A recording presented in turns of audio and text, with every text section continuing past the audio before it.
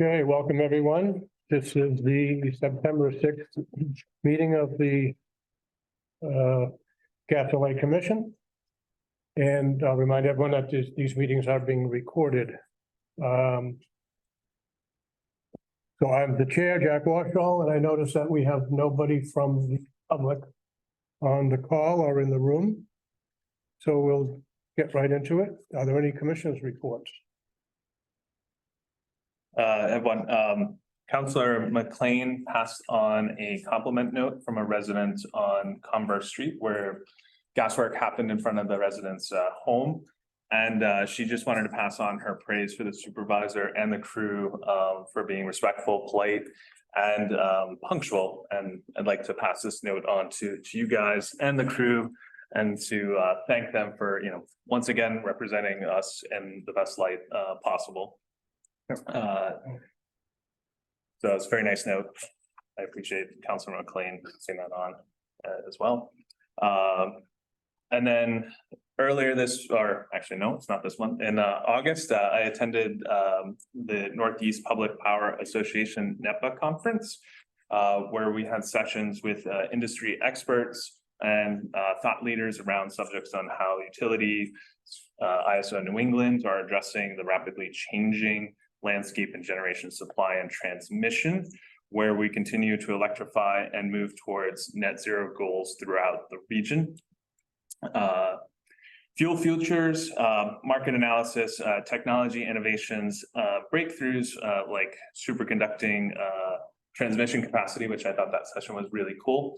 Carbon-free generation, with nuclear short and long-term visions, pathway to net zero, legislative updates, and light up the Navajo mutual aid project and many other sessions as well. I'll wait till later, but we do have the President Mike Highland of NEPA here with us this evening as well. Great. Welcome, Mike. Any other commissioners' reports? None here. And just confirming, is there anyone from the public? Hearing nobody.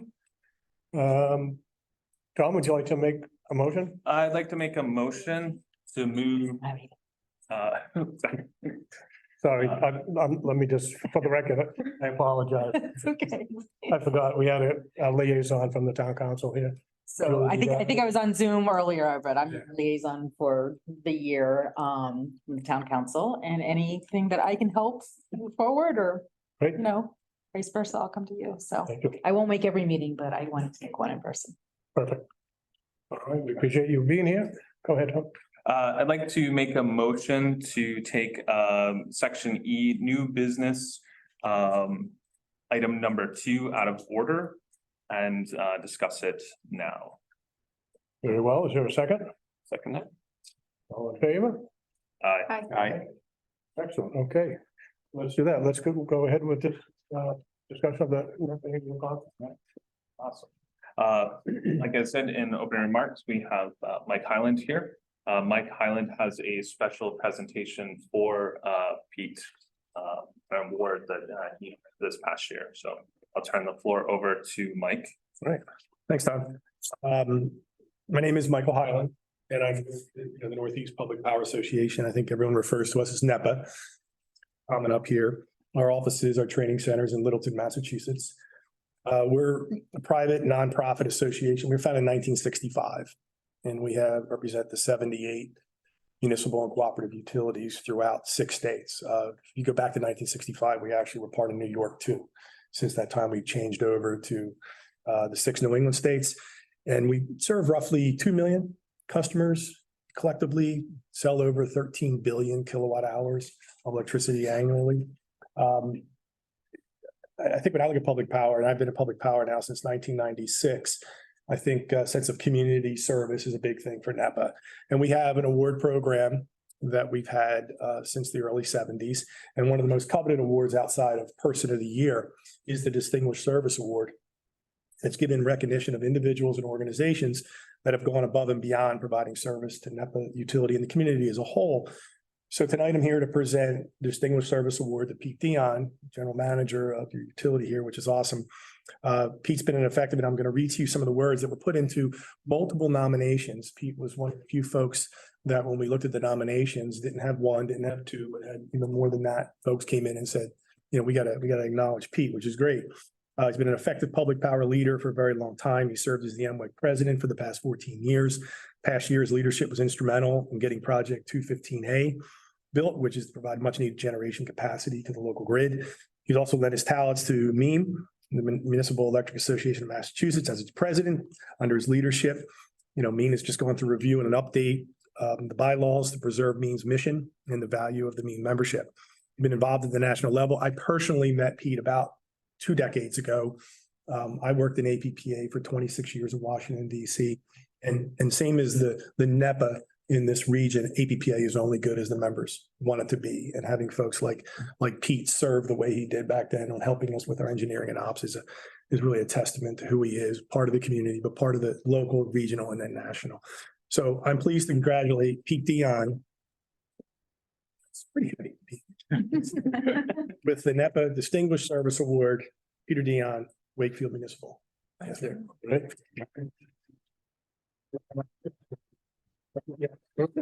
Need a picture, right?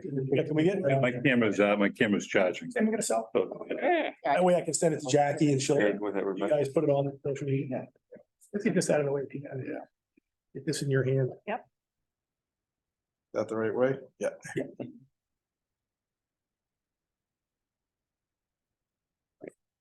Thank you. Thank you so much. Thanks for coming all the way up. No, I appreciate that. Dave was trying to get me to do it via Zoom and I didn't feel it had the same flavor. Yeah, I really appreciate that. Thank you. It was Tom, Tom sent me a text the night that I apologize for not making the meeting this year.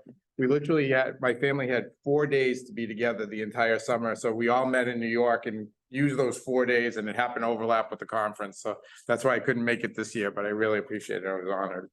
Thank you very much. And I, let the folks know the executive committee was adamant. I was telling Dave that the Zoom wasn't enough. I wanted to make sure I came down and sent it to you. There is a meeting coming up, but I wasn't gonna make that. I'll be in Washington, DC at the time. Thanks for moving this up for me, Tom, Jack. I really appreciate it. I'm back up to New Hampshire and then I'm Hyde Park in the morning. Thank you. Thanks, guys. Could have found a hotel. You're a lot closer to Hyde Park here. Thanks. Thank you, Mike. Thanks, appreciate it. Thank you, Mike. Thank you. Have a good night. Very well. Congratulations, Pete. That's great. Thank you very much. Congratulations.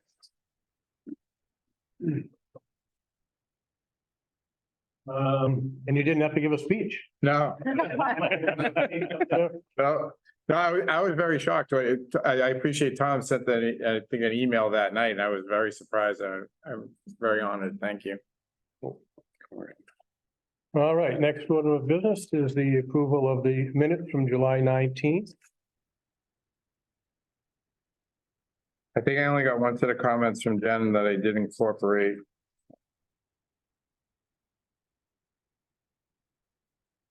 Okay. That's already reflected in this, or It's reflected in this, yeah. Okay. I didn't have anything. Did anyone else have any? I did not. I had no changes, Changes. but I do have an email sitting there saying I have no changes. All right. And I didn't hit send, and I was like, Oh, is that right? yeah, it's in the draft folder. You make a motion. You good? Yeah, there was, Pete, I had one question on that, on the page number 5.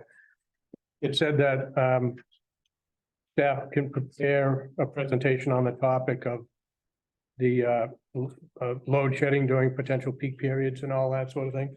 Well, when do you think that will be ready? Or something you already worked on? We've had a presentation, but we're probably gonna release it, like, we'll give like a public update again, like at a generic level, probably in November. Okay, But I mean, if we want more detail for the board, we can schedule that in the next month or the month after. In terms of exactly the steps and processes, The thing is that it's a process that we have to have, and I think Vinny covered it a little bit in terms of, we have multiple requirements if we get into a capacity situation. There's under frequency load shedding, which has to be automatic.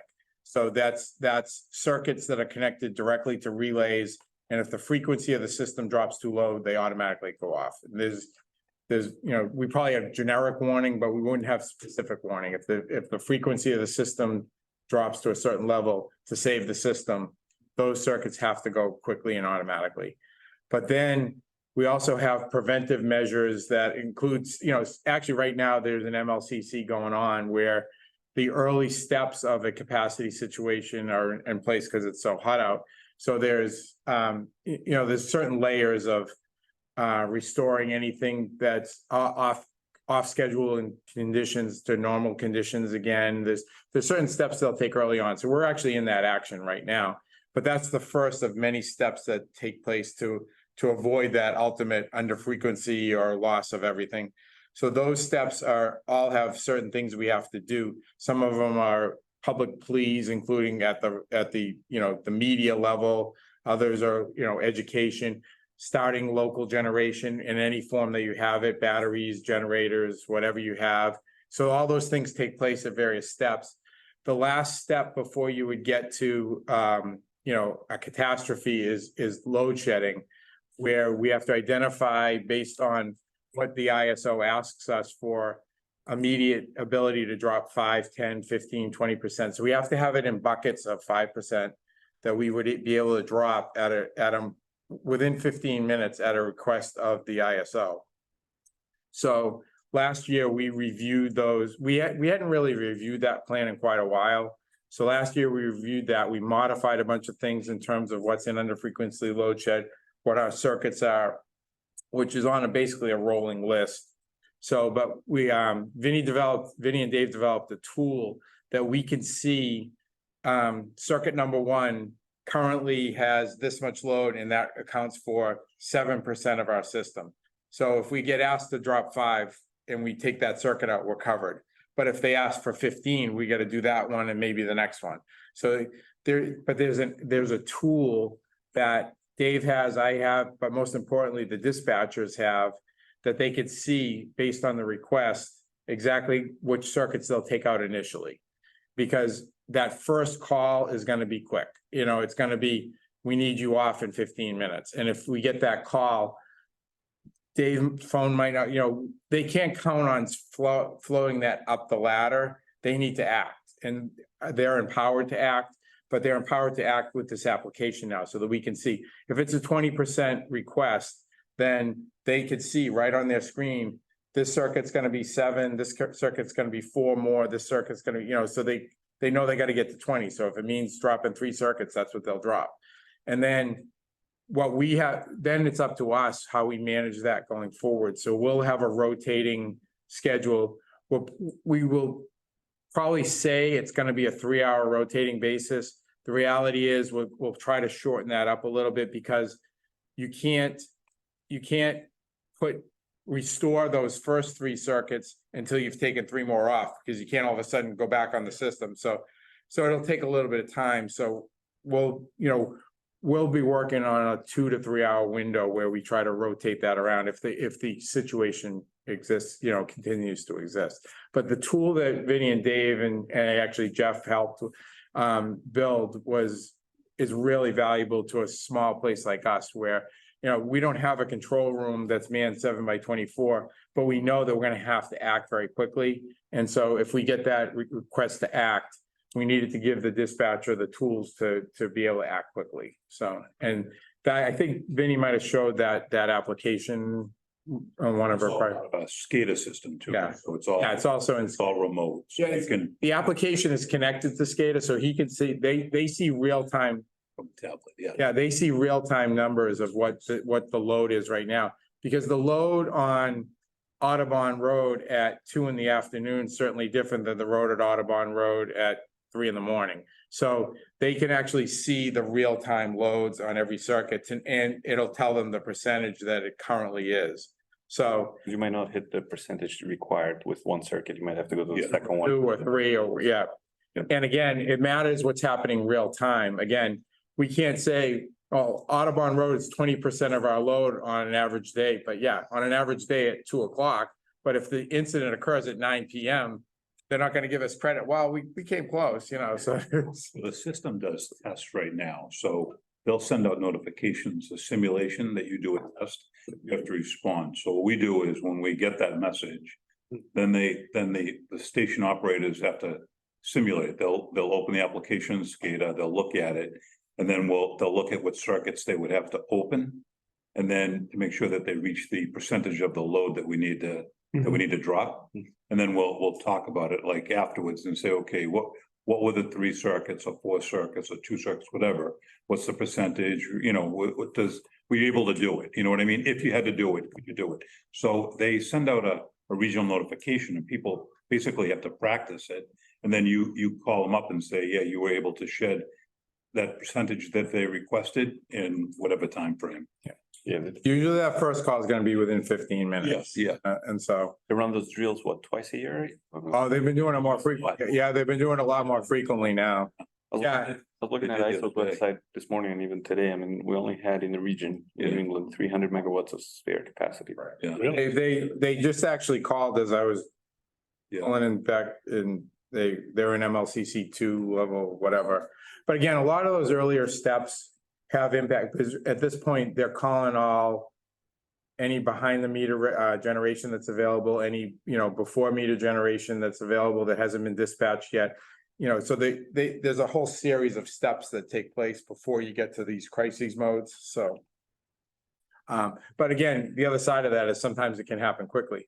If a big unit drops offline, Christmas Eve, Pretty close. our load was higher than expected. So that's part of the problem. So the reserve margin was lower than it should be normally because the load was higher. And then we lost a big unit somewhere in New England. We don't even know which one it was. Part of that's confidential because they don't want to create market conditions. So we never know exactly which unit dropped out, but some big unit dropped out. And on Christmas Eve, that's what created all that chaos for a few hours that, and we were right, that night we were on the hairy edge. I mean, we were very close to shedding load. Really? And that's happened like 3 times in the past 6 or 7 years, but in general, the system is pretty resilient in the fact that they have all these conditions in place to kind of backstop that, so.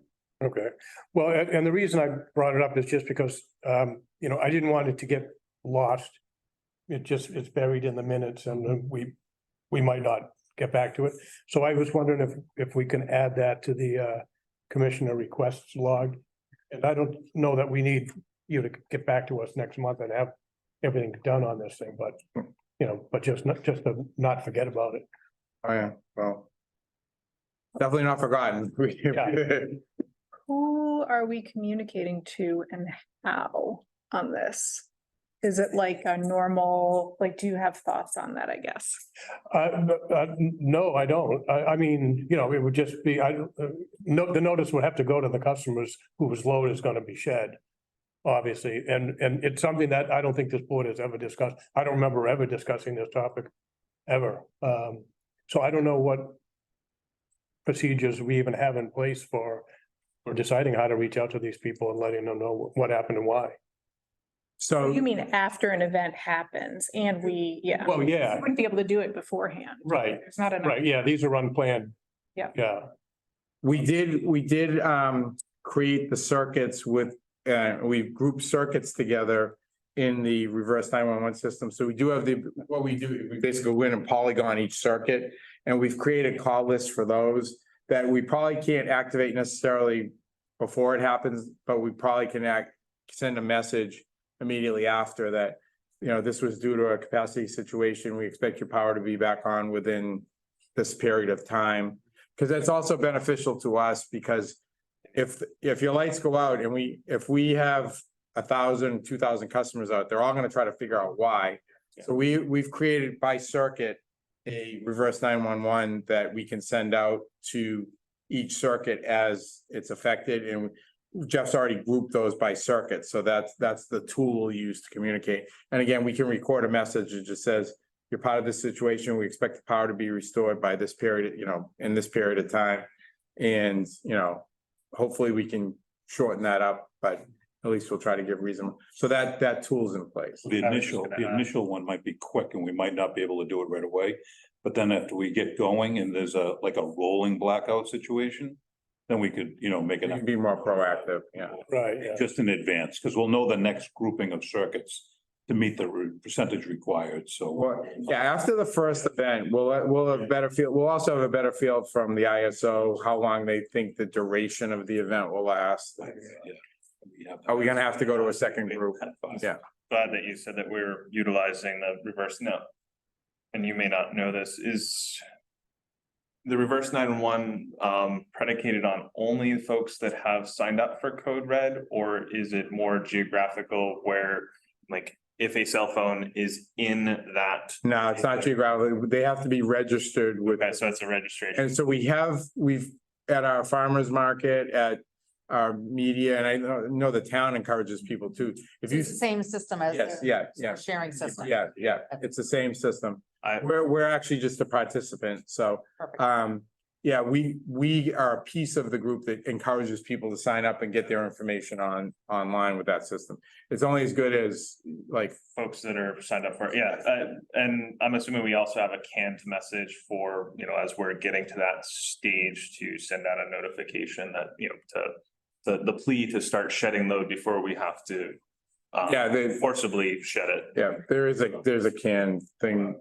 If we get to that, fortunately, we haven't gotten to that point, because we also don't want to, I mean, you don't want to cry wolf if you don't need to, and because if you do, the second or third time, people aren't going to respond. You want to try to save that plea for if you truly need it.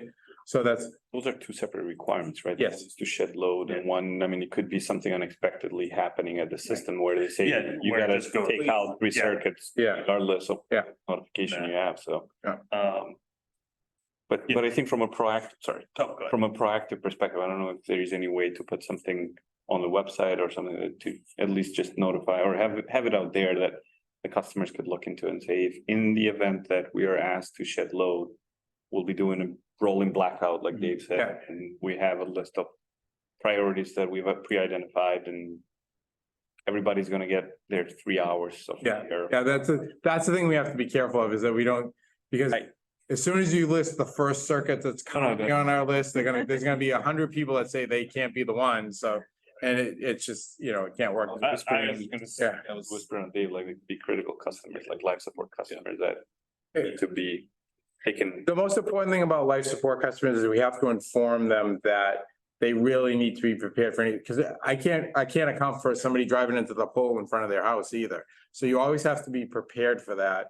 And unfortunately, I would be willing to bet we have at least one critical customer on every circuit in the town. So Yeah, can avoid you it. can't rule out every circuit just because of a critical customer. So it's more important that you educate critical customers to make sure they have backup mechanisms in place to be able to withstand a couple hours of outage. Again, it would be more than that. Part of what we use our critical customer list for is if we had an extended outage due to a storm, then we're prioritizing them, one, and if, God forbid, we know it's gonna be a very long outage, we'll get a generator over there and be proactive to help them that way. Because there's really no other way to do that. If we have 3 poles down on a certain street, that's not coming back in the next 2 hours. So what do we do about that? That critical customer list becomes very important, because we can identify that, this particular customer is a critical customer and we need to get, a generator to that place to support them until we can fix this major problem. No, the critical customer list is a list and it's also on our GIS system. So it's on our GIS system associated with circuits, and so graphically we can see where it is if we have an outage. Or if we just print out a list of customers on what circuits they show up as a critical customer, so they're already identified on on all our GIS system. Yeah, as part of as you're putting stuff together is the education to outreach, along with the town, have people sign up for the code. Right, Yeah, and most municipalities use them, like I'm signed up for here and, where my mom lives, and I get the alerts that come through for various things. Yeah, it's a valuable tool. And again, the technology that the town uses now, it's continued to get more, even our first round was basically, it was more like a blanket message. Now it has very, like, we can do circuit-based, custom callouts that, so the technology is advanced to the place where there's a lot of flexibility and a lot of tools. So just going back to your question about who are we informing, what type of customers are we talking about? Are we talking about residential? Are we talking about It's commercial? everybody. Everyone? Yeah, because our circuits are all a mix. There's Okay. very few that are solely residential. So these circuits, it's based on the load on a circuit. So we've tried to identify, obviously we're trying to prioritize based on what we think the situations are and which circuits are part of the under frequency load shed. We have to make sure that those reach a certain criteria no matter what. And those can't be part of the load shed list either, because those are already preordained for another purpose. So there's a lot of prioritization that goes into that. So Dave, Vinny, myself, spent a lot of time last winter as we got into this, as we started to think about the questions around supply in the region and all that, especially last winter, we spent a lot of time looking at it and adjusting what circuits were in which buckets and all that. And we actually reconfigured a couple of circuits too, by changing the switch point in a circuit so that it balanced some loads a little bit and made the circuits a little bit more balanced in terms of, if you have one circuit that has 2,500 customers on it and another one that has 5, can you balance that out a little bit so it's a little bit more even, that type of stuff. So those are some of the things we did last winter too. Because obviously if you have a larger customer and they're able to shed, during an event, that would save thousands of other residential customers from being Potentially, yeah. So, or inconvenience. so yeah, that's That's a all balance. Yeah, that's all. balancing act. Yeah. So. I have like 3 more questions. Your question was a good one. Okay, go. Prioritization, can you talk a little bit about how you prioritize the circuits? If there is prioritization involved?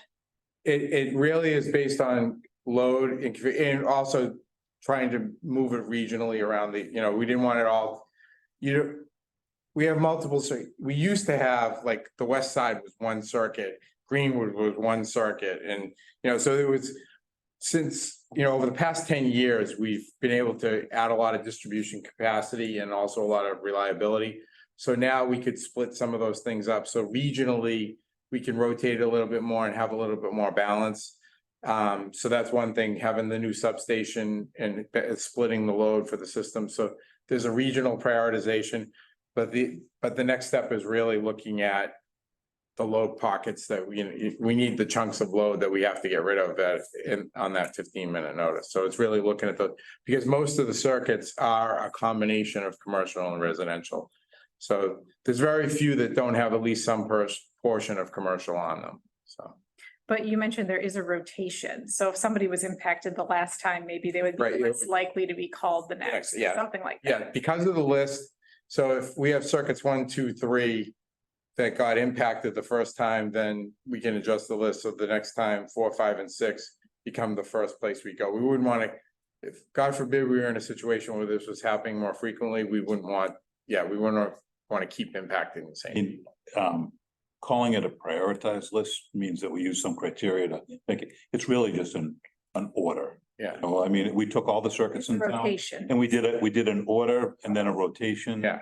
And then we had to look at certain circuits that fall under a different criteria because of the under frequency load shed. So those would go offline at the end if the system's about to collapse. So those go off at the end. So the whole circuit will go out.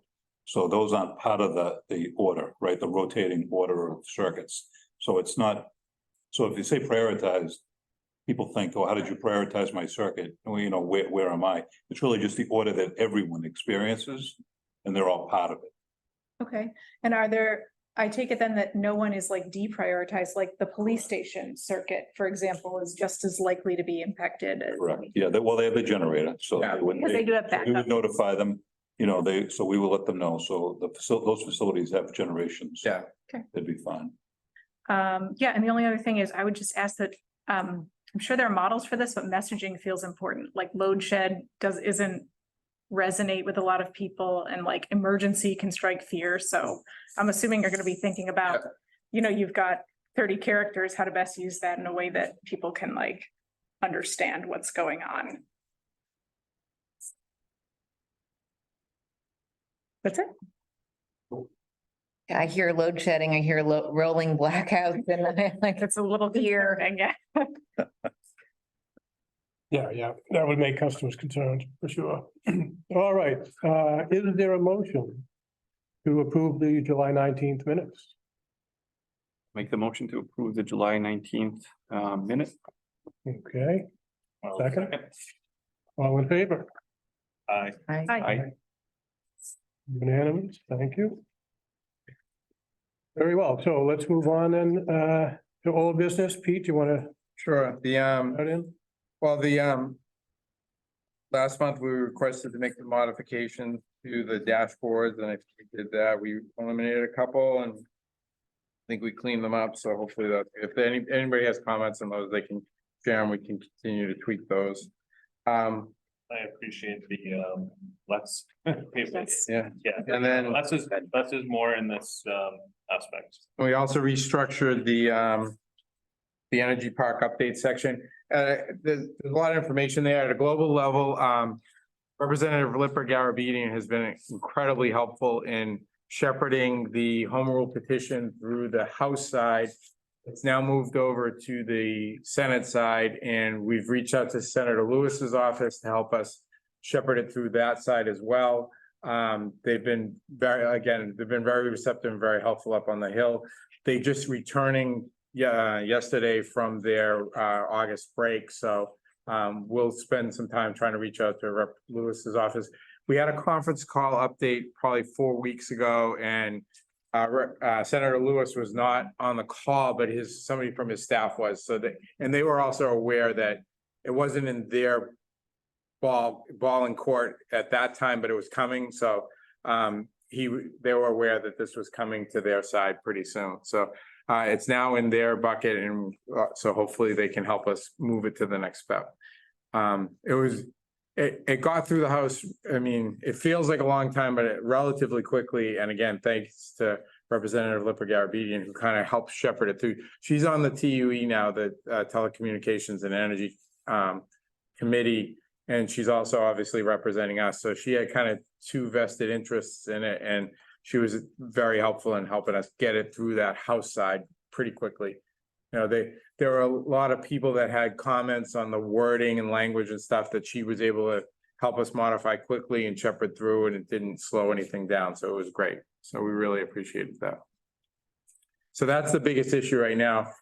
In terms of the equipment, Dave and Vinny and Sarah have been working on the various bidding of the equipment. Again, we have to be careful that until this home rule petition is done, we don't commit to any purchases.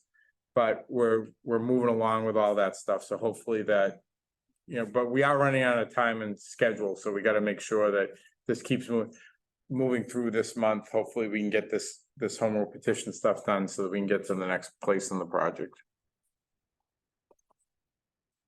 Thank you. Do we have any expectation of when there may be action, or is it? Hopefully this month. Yeah, but again, they just got back from recess, so we'll have to see if there's pushback on the Senate side. And does that work in terms of what we need to, the commitments we need to make? Yeah, I mean, we don't have much choice, so.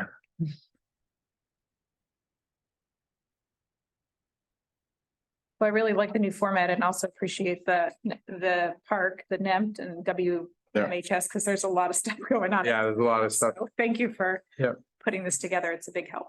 Yeah, it is good that way. Thank you. I'll give Dave the credit for that. Oh, is that right? They worked on that piece.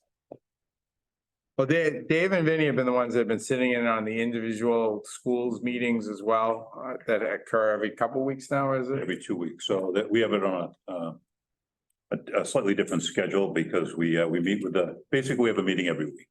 It's either the high school or the VOTEC, and then we meet on the energy park as well. So, and both projects, the project teams are excellent to work with. For the Northeast Metro Tech and the high school have been great to work with, so Are the vote dates moved at all from our initial, like I see The dates, from the permanent power and occupancy, they seem to be, yeah, they've shifted out. okay, yes. So. I Yeah, know the that thing also that, south. what's going on with them is impacting their schedule. Okay.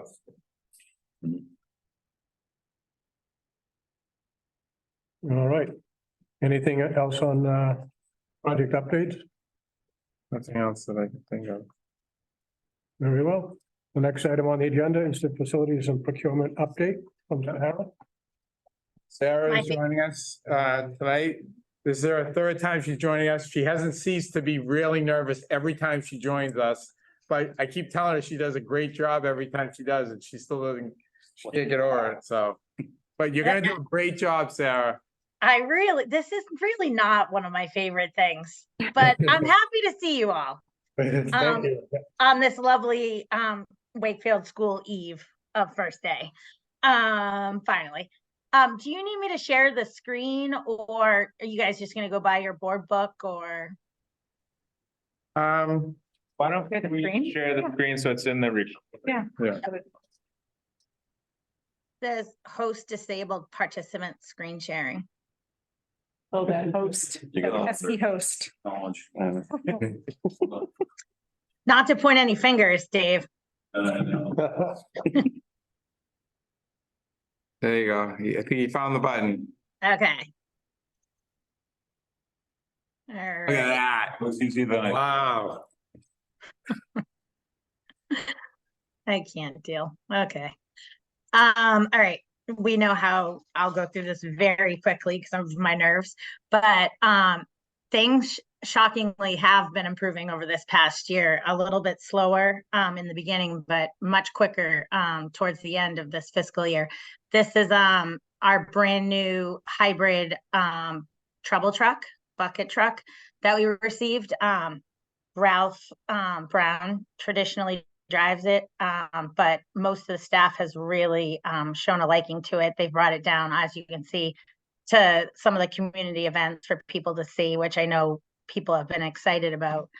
It's like our bright new shiny penny, and Ralph has been happy with it. We've added to the EV and hybrid fleet, the gas vans. We actually this year added 2 full electric transit vans. So we only have 1 left out of those to go fully electric. And then we got Ralph's truck, the 2023 plug-in hybrid. We have Pete's passenger vehicle, the Hyundai Santa Fe.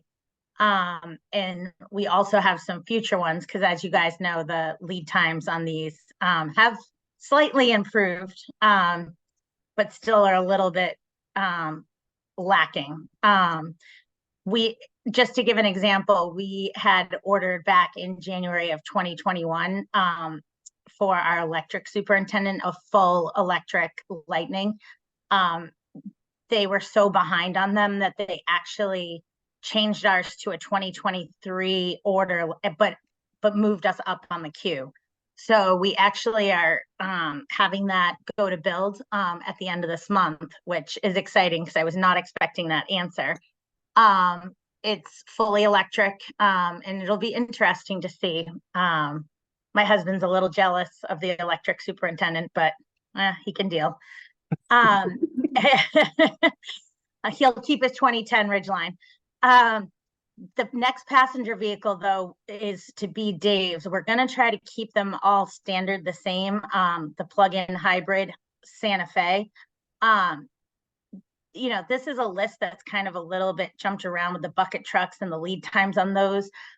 We don't have a price next to some of those bucket trucks yet because we had a meeting last week with Alltech in regards to the trouble trucks, a little smaller than the other trucks, but we want to go with the hybrid. We don't want to, you know, get another full diesel. So we're going back and forth about some of the pricings on that. But I will say in the passenger, the vans and things, I met with over Zoom with someone from the state, Kelly Thompson, I don't know if anyone's familiar with her, but I had a really positive conversation with her. Even the state is starting to realize the struggles that munis and people who order off the state bid list are having. They used to have a vehicle list where you needed to order from someone from a state contract and what exact vehicle and what the fuel was and things like that. And they've actually removed it from the contracts on the website. They just want you to show that you're doing your due diligence in procurement and doing the best you can to get the best price. But they've kind of caught up and realized that we want to go, every town is trying to get, be better to the earth and to everything with emissions. And the only way to do that is to give us some flexibility, because there's just nothing out there to get. So if you can get something reasonably, get it. Just have to document everything. So that was actually really positive and gives us a little bit more flexibility to get some of these vehicles. To go back to the truck 13, the trouble truck, it's a traditional body and build. You guys are more than welcome to come over and check it out.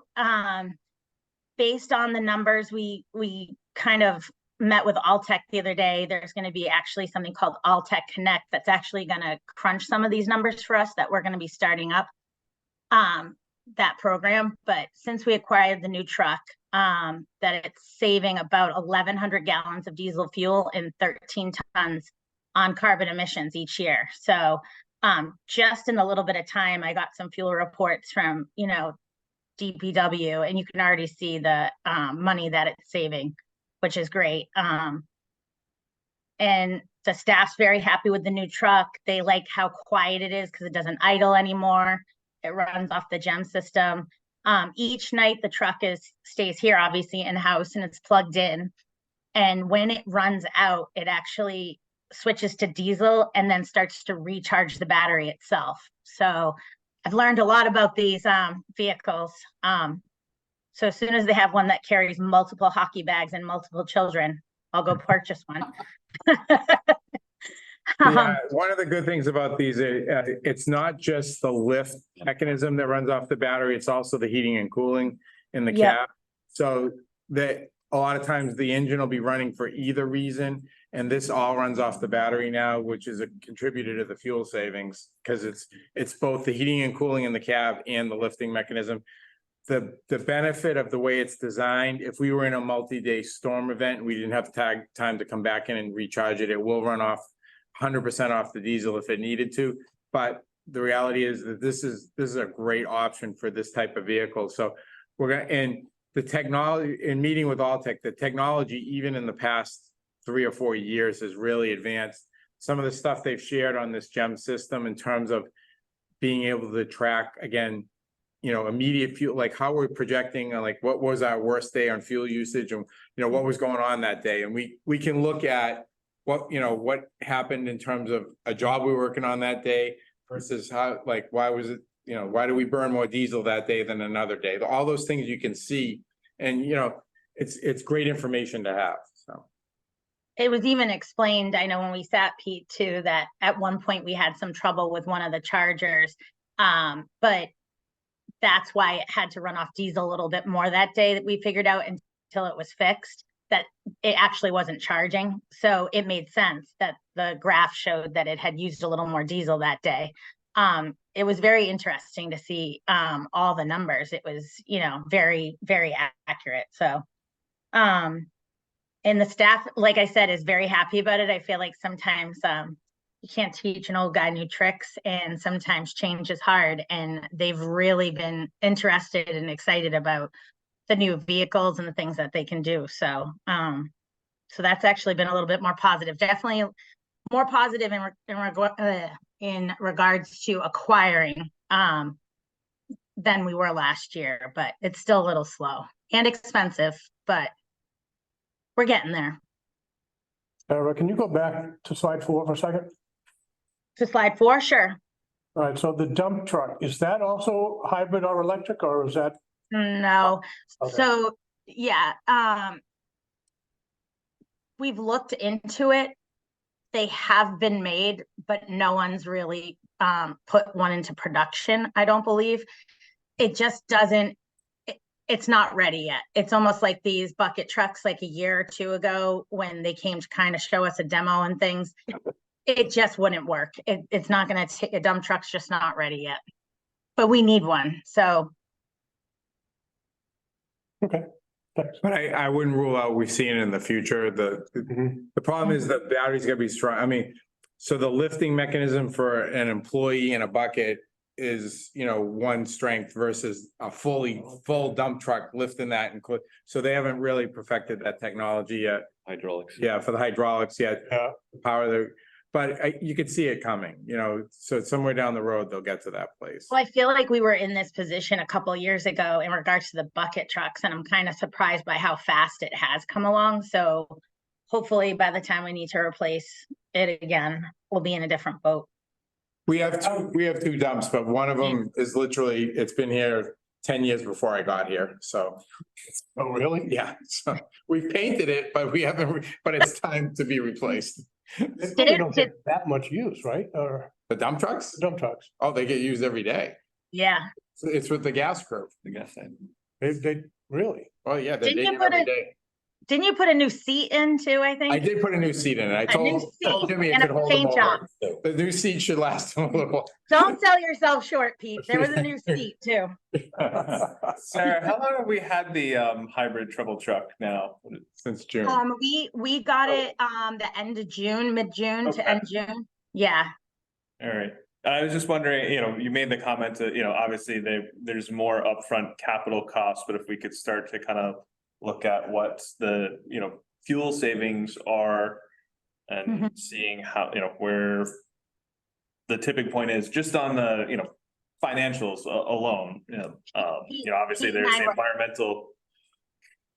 Yeah, Pete and I were talking about that actually just today in regards to, you know, the next full bucket truck. And, you know, it's gonna be more money than it used to be, but to see what the cost of what we're saving on fuel and a few different things, the repairs, I mean, lots of things that Unfortunately, in the marketplace now, the costs have gone up beyond just the typical cost because of value pricing. Because not only does Wakefield Gas and Light want to buy more of these, but National Grid and everybody wants to. So there's a bit of value pricing being added to these things now. So the numbers are pretty steep, but again, we're just starting the process for the next bucket. So hopefully we can get a firm quote and. yeah, even with the Lightning, because we had ordered it back in 2021, the cost difference was close to 20% more. And Stoneham Ford is actually eating about 8 of the $10,000 for us, which because we've been such good customers to them. But in reality, the truth is most vehicles in the last year and a half are going up that much because that's how much more it's costing them to build them. So Also, there's not gonna be any options of like full diesel going forward. No, either, yeah, so I it's mean, hard to compare it's gonna. pricing and everything else. And then and then you may or may not be aware, the Environmental Sustainability Committee just did a greenhouse gas inventory for all of Wakefield's, but what slide that you have, the savings, slide 5. But once you start getting those things in, if feeding that data over to the Environmental Sustainability Committee, you know, we have to, as a community, show as part of green communities, our reduction in greenhouse gas, and energy is part of being there. And this is, you know, one of those things. And I think we're a bit of a leader in town around that. And so two part is show that it's being done and show that it's being done well, you know, being as an example, leader, and it can be done. and it was Dave, I don't think Mark was there, but Dave, Pete, myself, possibly Paul Redmond, but when we sat with Alltech for that software, Alltech Connect, we'll be able to print out or export, you know, reports and be able to share those with you. So I think it was very interesting. So I think we are a little bit ahead of, I mean, I live in town like you guys. I don't see a lot of other, you know, electric vehicles compared to ours, so. Yeah, I think the cost saving is a really great tool to have, because this, people will be interested in this type of an application, which is just different, right? And to be able to show, especially given the electricity rates that we have, right, as compared to the rates of fuel, it will be a great real life illustration of what that looks like. So. And that GEM software tool does those real-time pricing comparisons too, so it's a. Again, so we're working on our next order now, and so once you start to build on these and you got more than one in your fleet, so the problem is that the next one we buy right now probably won't be here till 25 or even early 26. So feels like a long way away, but that's how far, that's the lead times on these things right now. And then, I know the ESC reached out, but just, confirming that we can have along with the table for the EV showcase event. I think it'd be great to show off both the van and the truck. Just, I know it's geared more towards residents and, passenger vehicles, but I think we're in a unique position because we have these to show off the commercial applications as well. And, and if you have a printout to just kind of show some of the fuel savings along, I'm sure there might be some residents and businesses that might be, interested to learn. Cole and Ralph, they'll enjoy it. Cole was the first one that had our all electric van, and he's our youngest service guy, and he just embraced it like from day one. He worked with Dave and with everybody to figure out how best to optimize. So one of the things we do with our gas service vans is that they charge here, but they rotate the call once every 3 weeks. And when they're on call, they take the van home with them because they need to respond right away. So he's managed like how to, make sure it stay in charge when he's home, how he manages that. So he's really embraced it and he's done a great job with it. So he's, sometimes like at lunchtime, you might see him at the head of the lake because we got him a fob to charge at the head of the lake. And so, you'll see him like actively managing what the charging is on the van. Great to hear. And I think you're raising a good point that exposure to this at work, right, influences your personal decisions at home and your relatives and things like that. So there's that nice flow. Hopefully people are seeing kind of how it works, learning about it, and it might influence their future choices as well. Yeah, right. And to just kind of finish up the last couple of slides, I'm sure that you guys have seen my arch nemesis, the garage door. It's a sensitive, it's a sensitive subject, but we're gonna make it through. It purrs like a kitten now, a brand new one. I put very nicely that it was an inconvenient large project, but now we just need some aesthetics, but it works great. This one, I hope I will not be here when this one goes. And I don't mean just here at the Gas and Light. When the very nice gentleman said, I don't want to come back. He goes, I won't be back here for 50 years. And I said, I don't care if you just don't come back for like 16 to 20, but yeah, it is very, very nice. There's been some maintenance things in the last few years when I took over that, the building's like 10 plus years, some things like the electrical through the fobs, the handicap doors, we've been able to, transition to from when the building was first built off of, these bid projects to kind of incorporate the community and give to the small businesses. And, we have quite a few small businesses now, local town businesses, doing some of our repairs and things like that. So it's nice to get, the neighbors involved. So things like that. We've had maintenance on the roof in preparation for the solar project, which should be, I've been on quite a few emails with Vinny. He's very persistent. Going back and forth with Amoresco.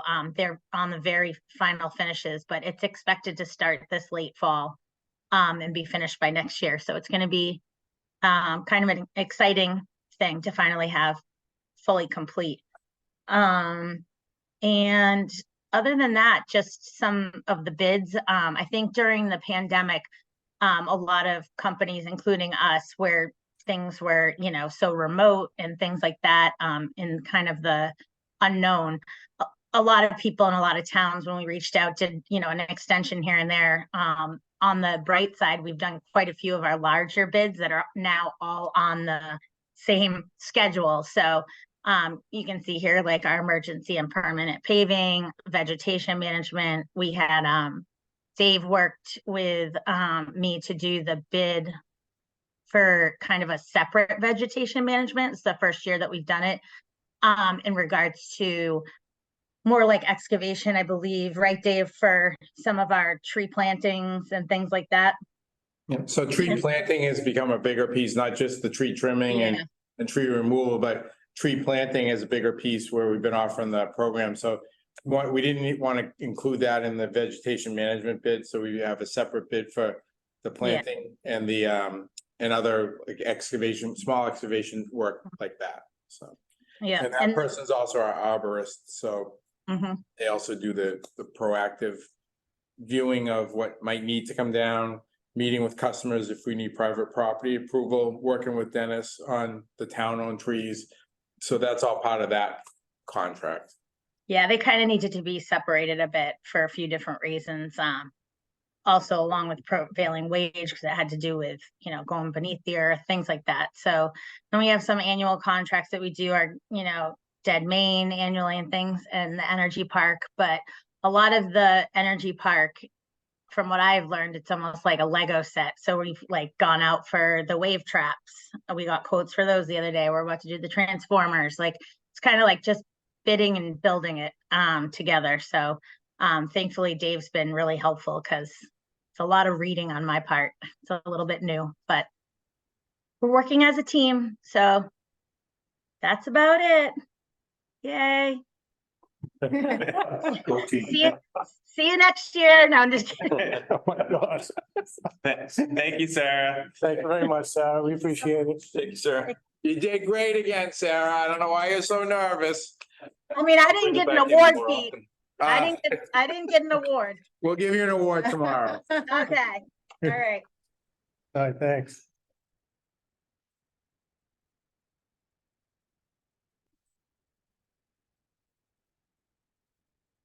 All right, next order of business, then, we were gonna be talking about the strategic planning. Yes, so when I reached out to John Wortman, he cannot make our October meeting. Mhm. So he offered the ability to do a I think it was October 7th, like mid-October, to do a separate meeting.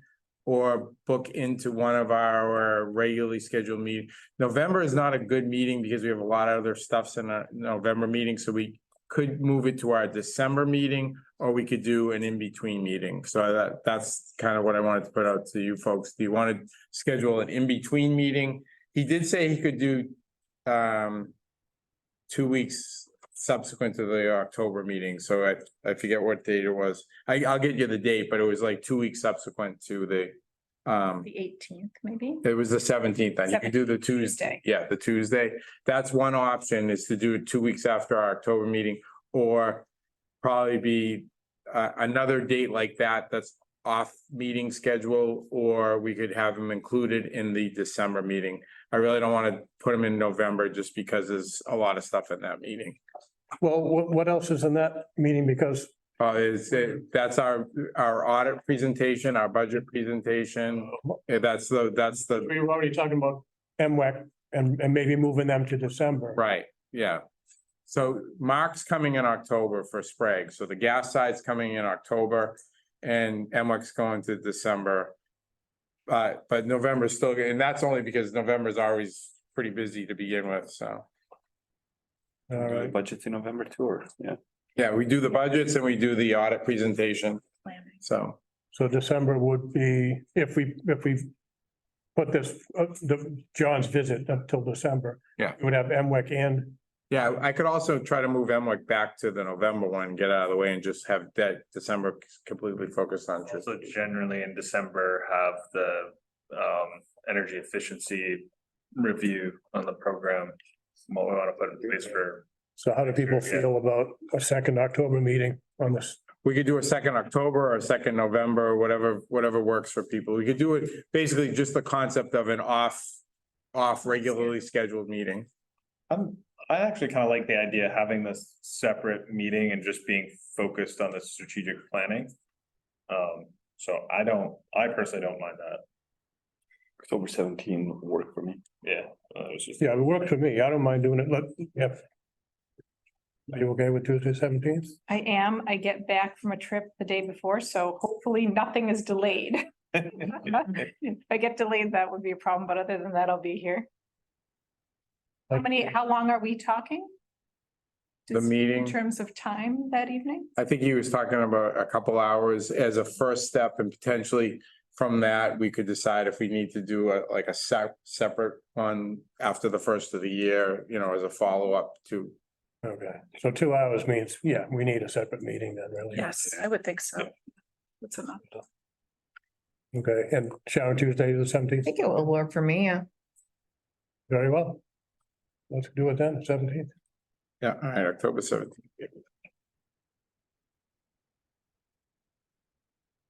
Would we start at 6:30? Yep, or we could start earlier or later, whatever. 6:30 is probably the best.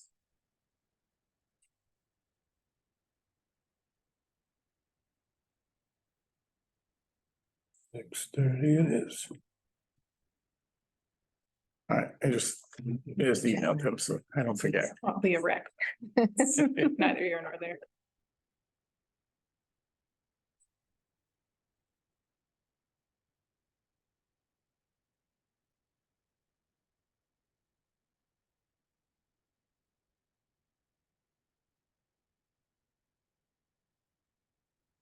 Is there anything that we should do to prepare for that meeting? Probably talk about it Okay, at the next meeting to, Okay, I'll get any instructions from him as some things we want to pull together.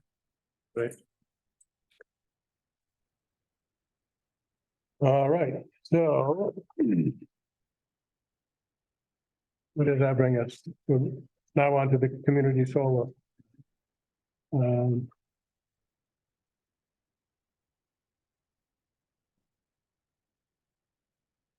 So the last time we met on, did we discuss this 2 meetings ago? Is that We when? discussed it the past two. Yeah. Meetings in a row. All right, and we were talking about discussing again, what the rates should be and all that sort of thing. So we talked a couple months in a row about the structure. Yeah. And do we like this form of a structure? And then it seemed from what I read that from the group was that the structure, but they were a little bit concerned about the delta between the low income and non-low income Mhm. being too disparate. So, but we shared the spreadsheet so that we could play with numbers a little bit and see impacts in both directions. So, Sharon came by and we sat with her. She had a bunch of questions because of the background of it. So, but I don't know, everybody's had a chance to look at it, so I'm not sure what the thoughts are of the group. Yeah, I actually had a question about the spreadsheet. And so why don't I start in with that and then we'll just get the discussion going and see what people's thoughts are on this. I mean, keep in mind that when we launch this thing, it's really just gonna be, we can always tweak things later on, but when I'm looking at the spreadsheet, I want to make sure I understand, like, when we look at the lease payment, the total for that 20 years is $504,500. Can we pull it up? Yeah, that's a good idea. Pull that up. I think Joe. Joe, can you, Look at that. Just Right, goes right on. looking at the, thank you. Okay. Joe. We can zoom in a little, there we go. right, yeah, if you can scroll down, so here's what I want to understand, the $504,500, that's the total lease payment that the light department is making to Amoresco? Is that what that is? Over the life of the project. Over the life of the project, okay. And yet we're only receiving $104,000 in, I'm trying to understand what the delta right there between what we're paying and then the lease payment that we're receiving. It seems so. So we're getting back from the customers, the 359. So in other words, the people who are participating on this are gonna get a benefit anyways, just from what, you know, like, so under the gross benefit, they would be paying $149 in year one for electricity. But because of their savings, they end up with a net benefit of let's say $23 for that first year. So they have a total net benefit after 20 years of $593. But in addition to that, all the ratepayers have a net loss of $135,000. Am I reading this correctly? well, that's Joe, if you want to kind of talk about how we came up with that 135,000, it's really the rebate that we would have given. If they had done their own solar? Yes. Yeah, so basically so originally it was calculated to be $1.20 a watt. Because that's what we're offering right now. I know we're looking at whether we're gonna kind of change that. So I was just playing around with some of the numbers to try to get the low income and then the non-low income to be a little bit closer, because I think before when I showed the spreadsheet, that the low income was getting about a little over $1,000 of net benefit over the project, whereas the non-low income was just a little bit over 100. So just trying to play around with the numbers to see kind of where that would land as far as here. I mean, I'm not sure what we're planning to do as far as if we want to lower the $1.20 a watt as well, to kind of do it at the same time, or what we have planned for that. But I think that's a discussion to be had as well. So Jack, when we asked to model, it was, kind of, right, if you as a private homeowner or business said, I'm gonna install solar on my property. Right. You apply to us for the rebate, you meet all the criteria, you get the $1.20 per watt. And that's, kind of lines up with, the $1.05 here, but the prior one was $1.20. Right, so this means that if they participate in this project, they're actually getting a little bit less than they would if they had done their own solar. Yes. Okay. Yeah, and Yeah, that's what I wanted to make sure I understood. Okay. and then the benefit, right, is, if you have your own solar, you get the benefits of the power that you consume from the solar, and then, any of the here is just the power consumption, and that offset, and then the, kind of sell back at the current 85% of the energy charge that we have today. And the Recs get retired. Yeah, in either case. Recs get retired. Oh, okay. Yeah, in either case, whether you're participating in solar on your own roof or this, we tried to keep the model pretty much the same, which is we still keep the Recs. You get the benefit of a rebate in exchange for that. And so we were just playing around with the $1.20 so that was the difference.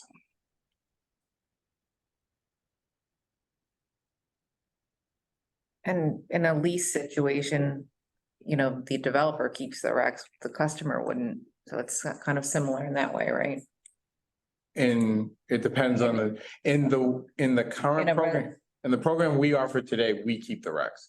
If you take the rebate from us, we get the Recs. Right, but I'm just saying similar to having, if you were a residential customer and you were leasing solar If you panels, the developer would keep the Recs, the Yeah. customer wouldn't. We typically we don't allow in Wakefield the leasing model because we haven't allowed, because it's basically them selling the power, and municipal electric departments don't allow okay. third-party sales in our region.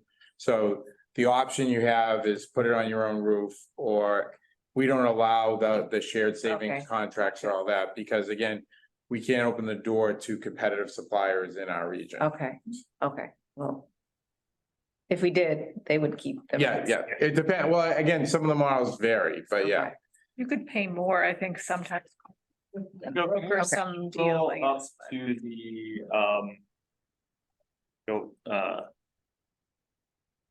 and then it was the 1050 12. But this would go to meet our goal. right? Yes, this kind, the recs that we get and retire count towards our. But that's true of the residential solar program as well. All those recs come. And are included in our, and, Oh, sorry. and even, so the way this program started, originally, we didn't have any form of a rebate program. When this started, it was initiated by the DOER, and we basically matched it. So they offered 60 cents a watt. And we matched the 60 cents a watt for $1.20 a watt. And that kicked off the program, but the part of the requirement was that we get the recs and we have to retire the recs. So that was how it got rolling. The DOER money ran out about 2 years ago, but we continued to offer the same rebate level. As Jenna said, one of the things that we're seeing now is that these rebate levels are dropping. The cost and everything in the marketplace is changing.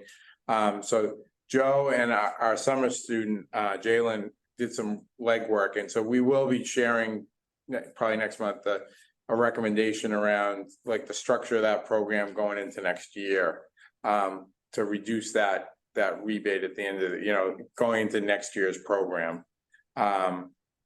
A little bit, and we have some recommended,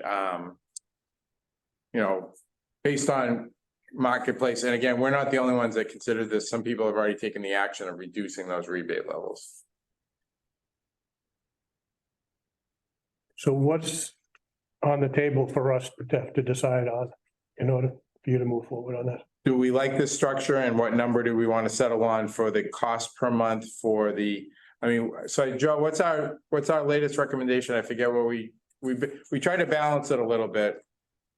So I think, right, If we can move the low income down, or increase low income by 25 cents and the non-low by 25, just move 25 cents each shift, yeah. Shift From, so increase the low income by 25 cents and lower the. Yes, that should be 10.75.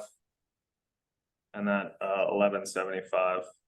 I was playing around with this earlier, but I hadn't put the $1.05 in.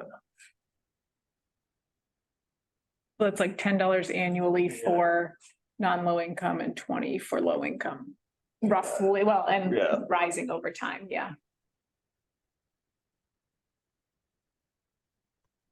So I wanted to follow up on payback. So non-low or low income, they see a savings immediately. Is this saying that, non-low income see a savings in as early as year 2, effectively? Yeah. as early as year 1, actually, because they're not paying so year 1 would be, that's their net. Yearly. Right. Yeah. Part of the low income is that we're not charging them the $100 initiation fee or application fee.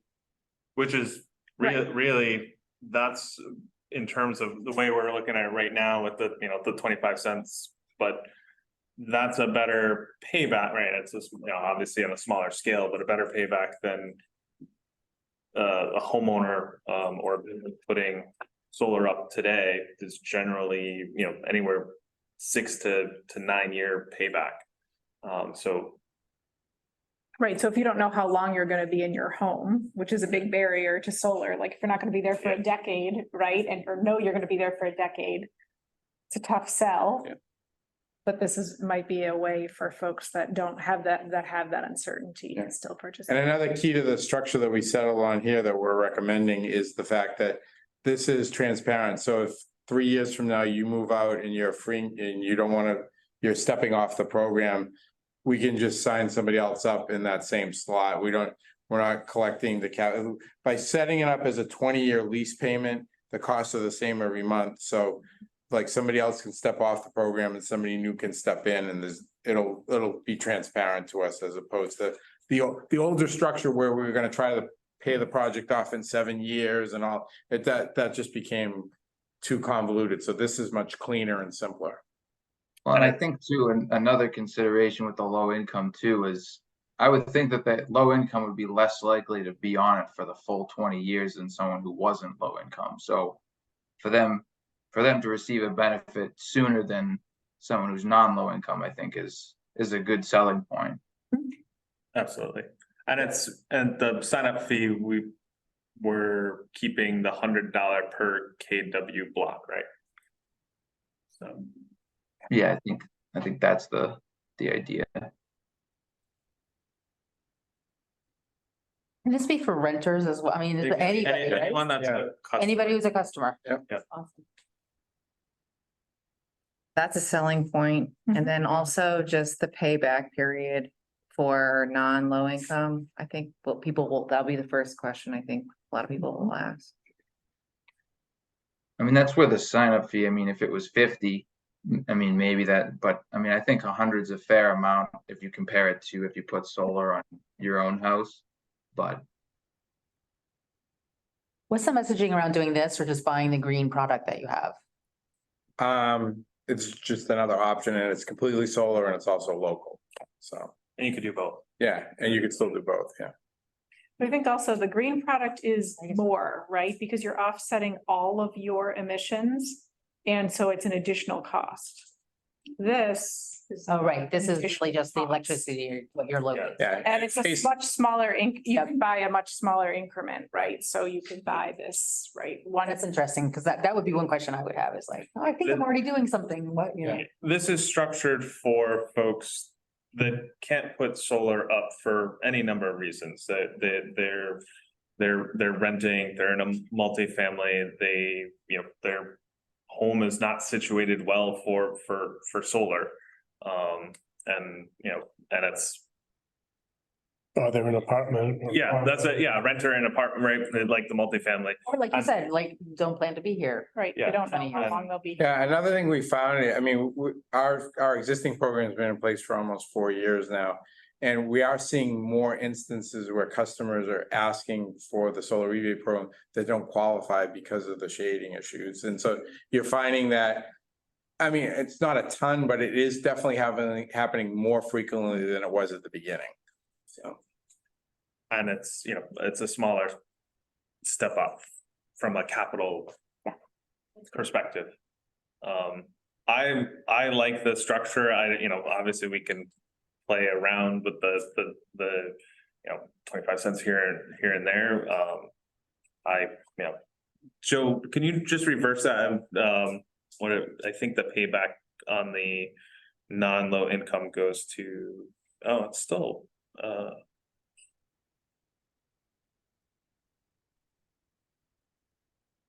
it's still, 50. That's what it was. yeah, so it's still a net in year 2. How do we go from -94 to positive there? Because they've paid off, that's the fee, The sign up. the sign up fee is the high bar. So And that's not cumulative, that's. Yeah, it's individual years. Yeah, which is why I'm wondering what the payback is, which I don't think that shows, correct? Like it's not showing the cumulative. Right there. So at the end of year, it looks like 12, you're at 591 in the positive. Okay. Okay, So it's so like, it is. so it's like 11 and a half years, probably 11 and some change. So that makes more sense. All right, Yeah, that that's makes what I more was sense. wondering.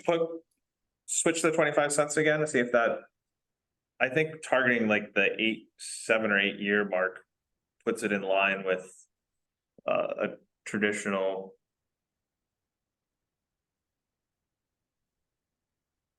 Help if I know that.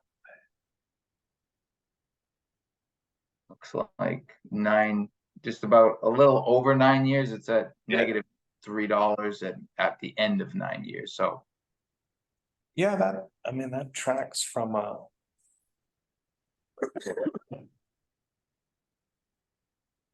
what you would do in a traditional system. Yeah, that feels long though.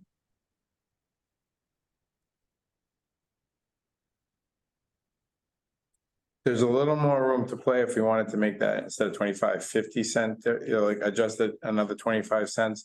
Because again, the low income folks are not paying that $100 upfront connection. no, you Yeah. think up to 11? Let's see how sensitive the payback is to small changes. So 11 for low income, or do you want to do the other side? Is that Maybe do the other. Down No, to 1150. No, keep that there and see what just reducing the regular customer by 25 cents does to their payback. And then we could see what the economics does overall. Yeah, so then it's like 7.5 years. 7.5, yeah. All right, so that's the target. So now we'll have to look at what our economics look like. $1.12 a watt is where we track with these current numbers. Okay. Which is still slightly less than the current $1.20. Yeah.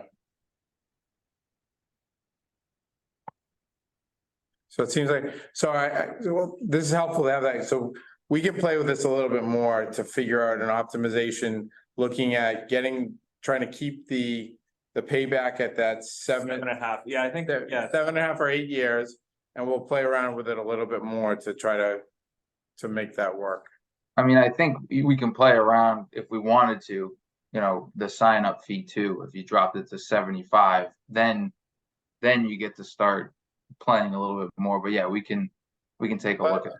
Joe and Mark and I can play with it a little bit more, because rather than commit to some right now, because we got to look at the whole dollar amount at the bottom and make sure we're kind of maintaining being whole on the whole thing. So we'll but if that's kind of the goal, then we could play with it a little bit more and get to a better. We do have a little bit of time, because again, one of the things we talked about is we're probably going to roll it out to the customers near the beginning of the year based on the schedule, but we don't want it to start until April 1st, because we don't want to start out, what we were talking about is we don't want to start out with negatives every month, because the winter months. Psychologically, that would. Yeah, here you go. Thank you for your money for the first.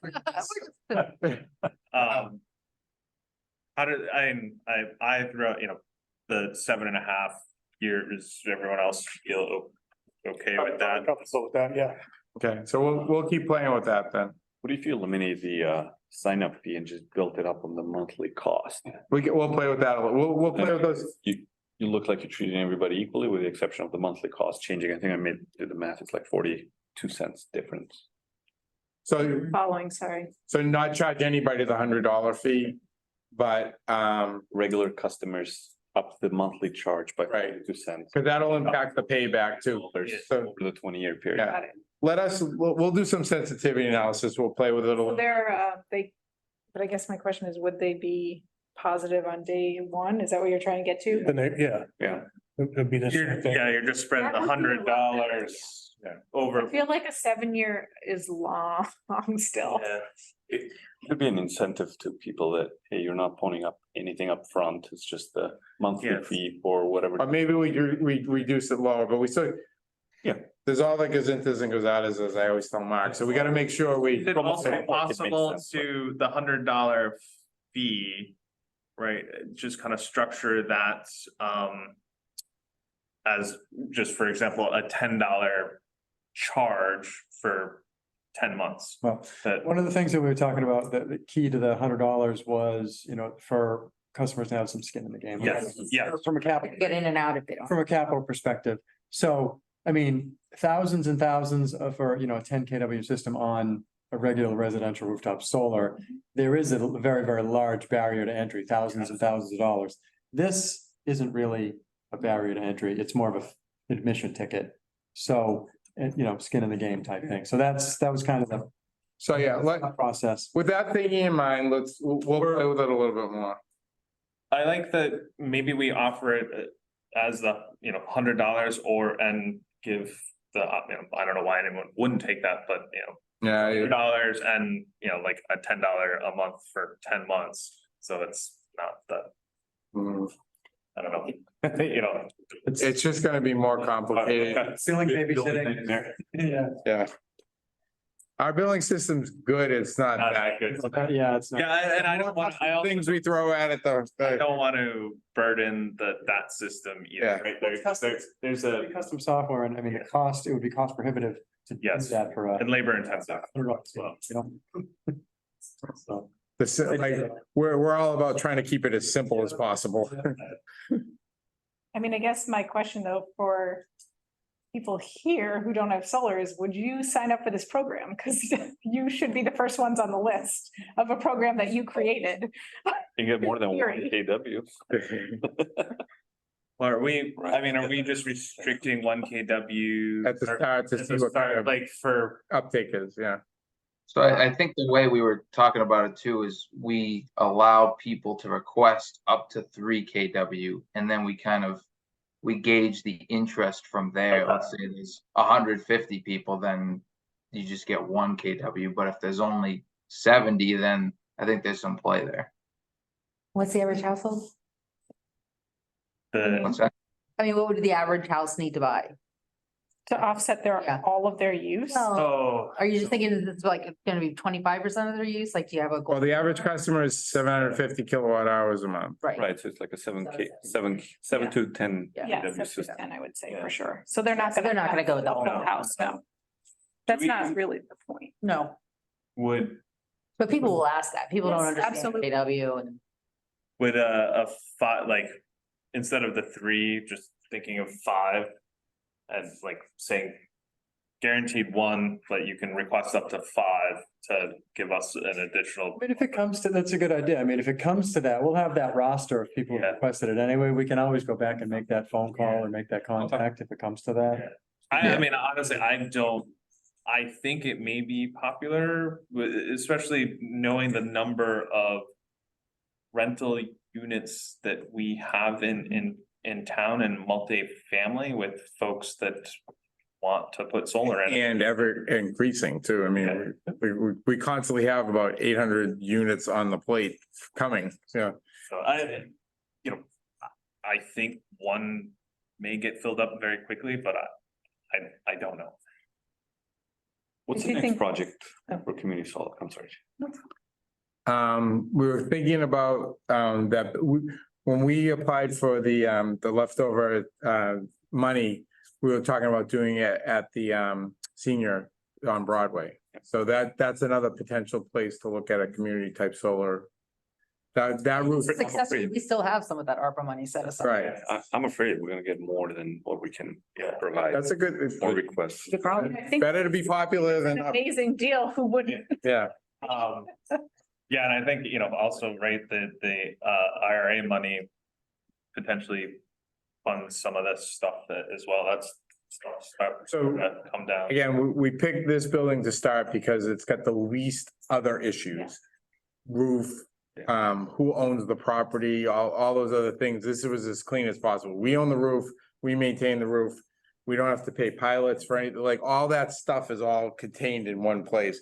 As we step out and try to expand it, we're gonna have layers of issues with, that's a town roof, that's Joe's business roof, so as we look to expand it, we'll have other challenges, but this is a good place to start and try to settle on a decent structure that is a good place to get it out of the gate. It's a good model to work, pilot. And when we met with Sharon, she said that, like, she talked a little bit about what the Florida model is, like, we kind of loosely structured it like that. I know she had talked to some folks at work about that, and that it's kind of simple and clean, so.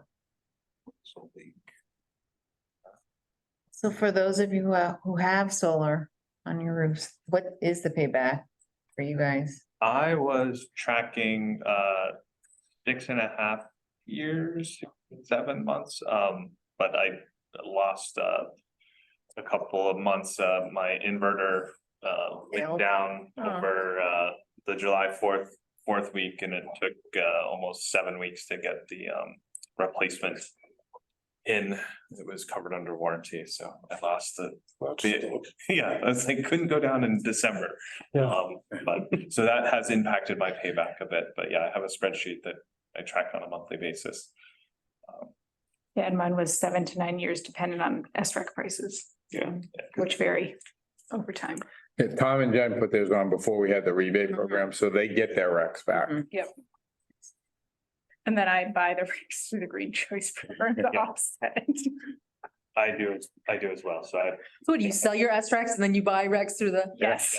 Kind of a convoluted process, but So to that point, right, we put the green rate in. I also signed up for it as well with having my solar and then the green rate. All right, so Joe and Mark and I will tweak some more of this, but we understand kind of the goal, so we'll play around with it a little bit more. Or at least we're working in the right windows. I think the other key, and I want to say this while Julie is here, is getting the message out to the right people. Because if we just have all the wealthy people who have the opportunity to do solar on their roof sign up, it's not really reaching Right. Well, that's why. folks who are Low in. income. Right, well, that was Joe's idea to offer this in two forms and try to attract the low income customers. And so I think we have a list of those customers that we can also proactively reach out to as well. So, But even among the residential, I'm hoping we can Yeah. amplify the Yeah, there's some message people. in areas where people are more likely to be who could benefit a lot from this kind of a structure. We don't have an EJ region anymore, right? In Wakefield, I think they took. oh yeah, it's actually the apartments on Audubon Road. Oh, really? Yeah, well, unless it's. Because I looked at the map, they Yeah, well, out of the map. Oh, The EJ has shifted several times after looking at the map. So there was an did the EJ. Audubon Road one go away too? I don't know. I So thought it really- the town one went away, but I'm not sure about Audubon. It was originally like Water Street and Main Street. Yeah, that's the one I originally remember. And then that one went away, but it was Audubon Road because of the apartments. Okay. So Possibly. I haven't checked in a while though, so. Yeah, because it was up by my area and. Yeah. Water Yeah, Street, and then like I went, where'd it go? Yeah, It wasn't there for long. Anyway, this it's is great. This is. it's been really- great. I anything think can there's do to still a help lot of out. definition and refining that, I mean, one of the biggest issues they had as they originally defined it was, the example was given that Marblehead Neck was an EJ area. And so like, there's not a house in Marblehead Neck that's less than $2 million, yet it was listed in the EJ area, so they needed to do some tweaking, so. Because Marblehead Neck on the mapping was connected to downtown Marblehead, which qualified based on English-speaking population. So all of a sudden you included Marblehead Neck in an EJ area, so. Okay. Okay. So let's move on to the mid-year review. Pete, So, wanna- yeah, for Sharon's purposes, so we set the goals usually in the February, March timeframe, and then we like to check in about halfway through the year. Now, we meet in July, so the year's kind of just halfway at that point. So we've been doing it in September, and it's kind of report on the first Okay. half. It's usually a quick check-in of what we're on target for and if we're off target for anything. Year to date, we've only had one lost time accident. We've had 2 personal injuries, and some of the other stuff is ongoing. In terms of performance, operational performance, we're ahead of target in a few areas, and we're on target in most others. We are again moving along very well in most of our operational goals. We've actually refined our I probably haven't explained it to Sharon either. So there's a million performance metrics for the electric side. You know, there's SAIDI. We really, over the years, from a muni perspective, we really tried to focus on just 2, safety and Katie. Safety is how many times the lights go out, and then Katie is, if they do go out, how long are they out? That's really the customer experience, you know, and so I want to know that my lights go out less than once a year, and if they do go out, how long are they out for?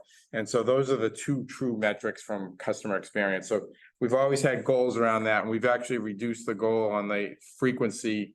It used to be 1 per year. We're down to less than 1, you know, so it's almost getting to once every 2 years that you can experience on average an outage.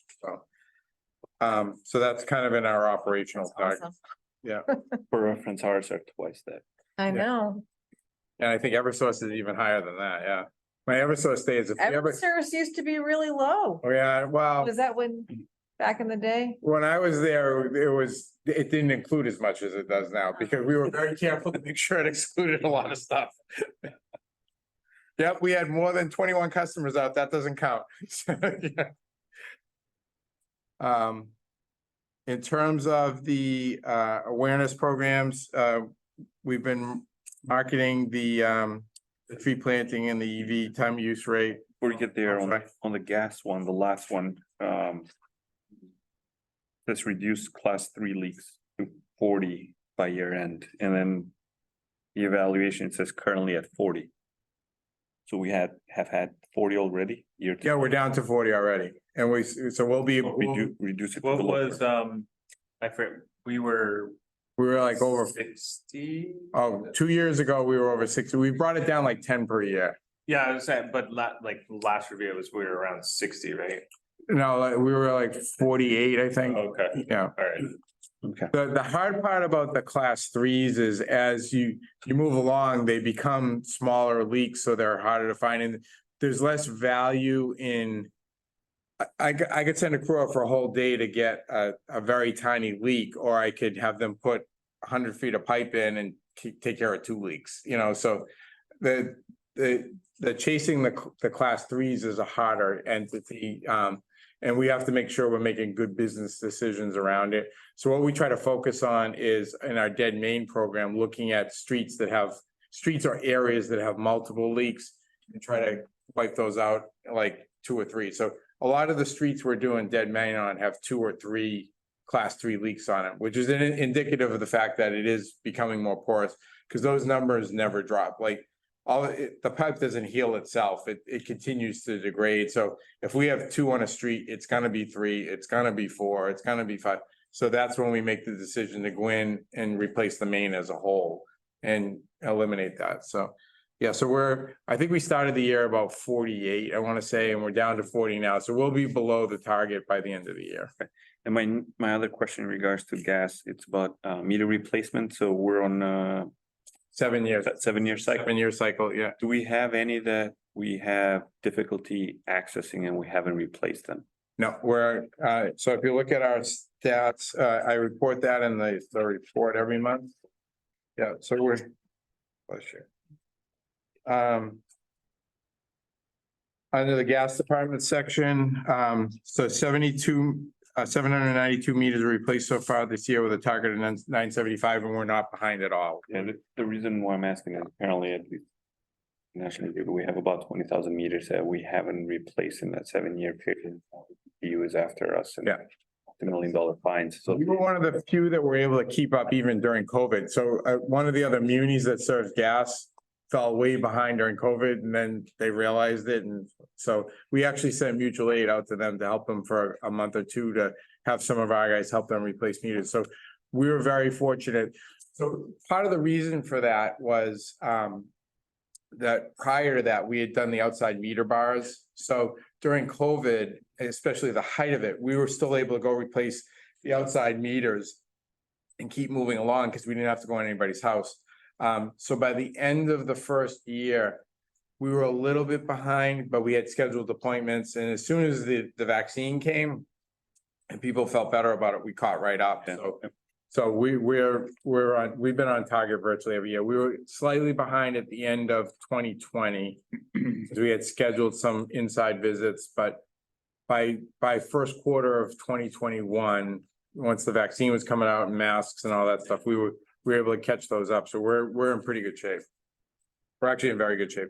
The crew the crew that's working on that does an amazing job. And we used to have issues with running out of meters and so the 3 folks that we have in gas service right now, 2 of the 3 have electric vans now, and they're very proactive. And so it's more on like the multi-unit yeah dwellings where the landlord might not be around to open up the door to and they're inside to replace. And so one of the things we do for that is one of our customer service folks, they now that we've been doing this for a while, they know who's going to be the challenges. So Olivia will make appointments, and we schedule a few Saturdays where we'll offer Saturday options or later in the day options. So and Olivia is really good at kind of scheduling those. And again, now that we've been doing it for a while, we know where those are, and she and Brett and Cole and Victor all kind of work well together in booking those appointments where they're needed. Now, we obviously don't bother everybody because a much higher number of the meters we can address outside. One of the things that's another driver of that is as you look at the next line, which is there are currently 1,900 inside gas services and 3,200 outside. The more of those that are outside also have the meter bars, so it makes it easier to replace. What a meter bar is basically it's just a bypass. So we don't even have to we don't have to tell the customer anything, because we can put the bypass on, allow the gas to continue in the flow, so none of the pilots go out, just replace the meter and then put the bypass back off again, so it goes back through the meter. That makes it transparent to the customer, and so that facilitates a lot of it. And that's been a huge benefit, you know, to the program and being able to stay caught up.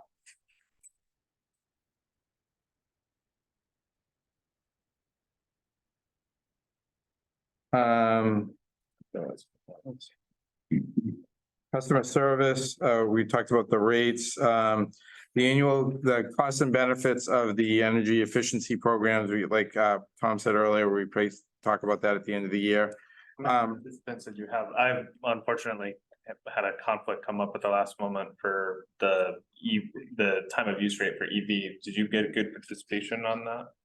There was, 6 or 7 people that signed up, but it turned out to be just us. So none of them actually joined. Well, like I mentioned in the text, my friend Anita was trying to get on and she couldn't get on. The links didn't work. The links, we all got on. It was the same mechanism. It was a registration and then.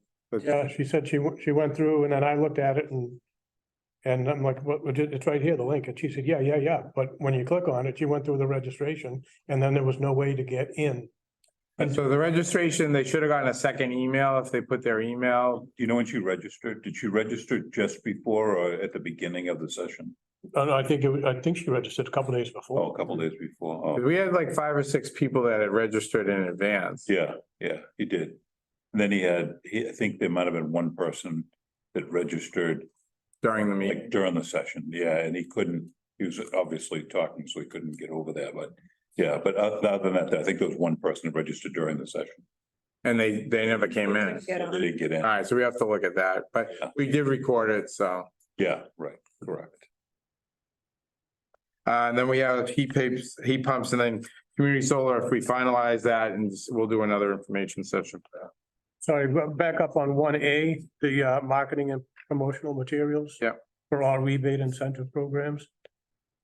So, and in your evaluation, you've written that you're working on materials for the EV time of use, but what about all the other rebate incentive programs? Was there something else? There was another, yeah, we haven't done any, like, these were 2 specific ones that we did additional new ones. But there's the traditional marketing materials that we've had for the other ones. So I just call those out because those are 2 new ones that were developed. Okay. I mean, there's the steady state, I mean, we're at the farmer's market, there's the steady state stuff that we always do Okay. as well, so. The residential home battery too, with through MWIC. Can we find these materials on the website or can you send them to us? Yeah, Did we get the schedule of events of where we're at for those like steady state? I haven't seen it. we'll send out. So yeah, we have Wakefield 101 coming up. We have the EV day. We also have there's another one coming up. Town Day? Town Day.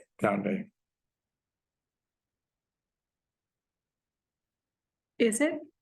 And are all of those in the next, like before December? They are, right? Yeah. Is it possible to set a date for the other 2 forums and be able to notify people Yeah. of those forums at those events? Mhm. Just thinking if you have a date, maybe at the table, have a QR code to the registration link. So people like right then and there can sign up for those sessions with the QR code, scan it with their.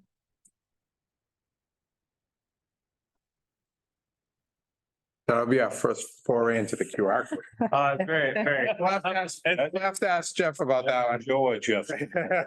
It's super easy to do. You just need to have what your link is, and then there's a QR code generator and then Oh, awesome. print it out. We're gonna be so good at that. Even QR code. So I have a question. Wait for the Friday staff meeting. We're gonna have QR codes for the staff meeting. I'm sure Mark can figure it out. I'll ask Joe. So the upcoming forums, the heat pumps, can you tell us what that, like, what the, So that's gonna be about? we're working with a boat on that, so we're trying to keep that repeated general education model. Okay. You know, that's probably the biggest driver. We need to kind of keep thinking about that. One of the things that I do want to talk about in coming meetings is like, what do we want to do in that market? And I think it kind of ties to if we reduce the solar rebate, do we want to move some of that money to increasing the heat pump rebates? Because that's really the place that, you know, that's probably the biggest gap in the state right now. It's, you know, there's EVs and there's only so much we're gonna do because we're not buying cars for people, but there's a direct impact of us being involved in converting folks from gas or oil to electric.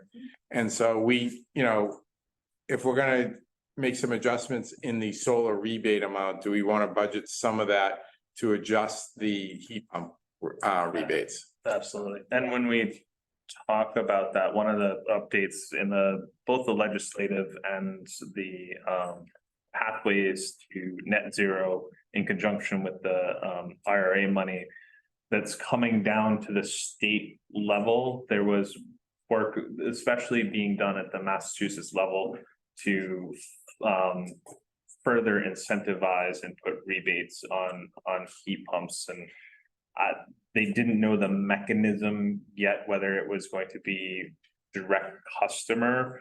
They were looking at to make the barrier less, that it's a payment directly to the installer. So, you know, the rebates at $2,500, the They could take a cost right out. it's a line item right there for $2,500 on off as well. But there seem to be opportunities for munis and municipalities to apply for the money for their residents as well.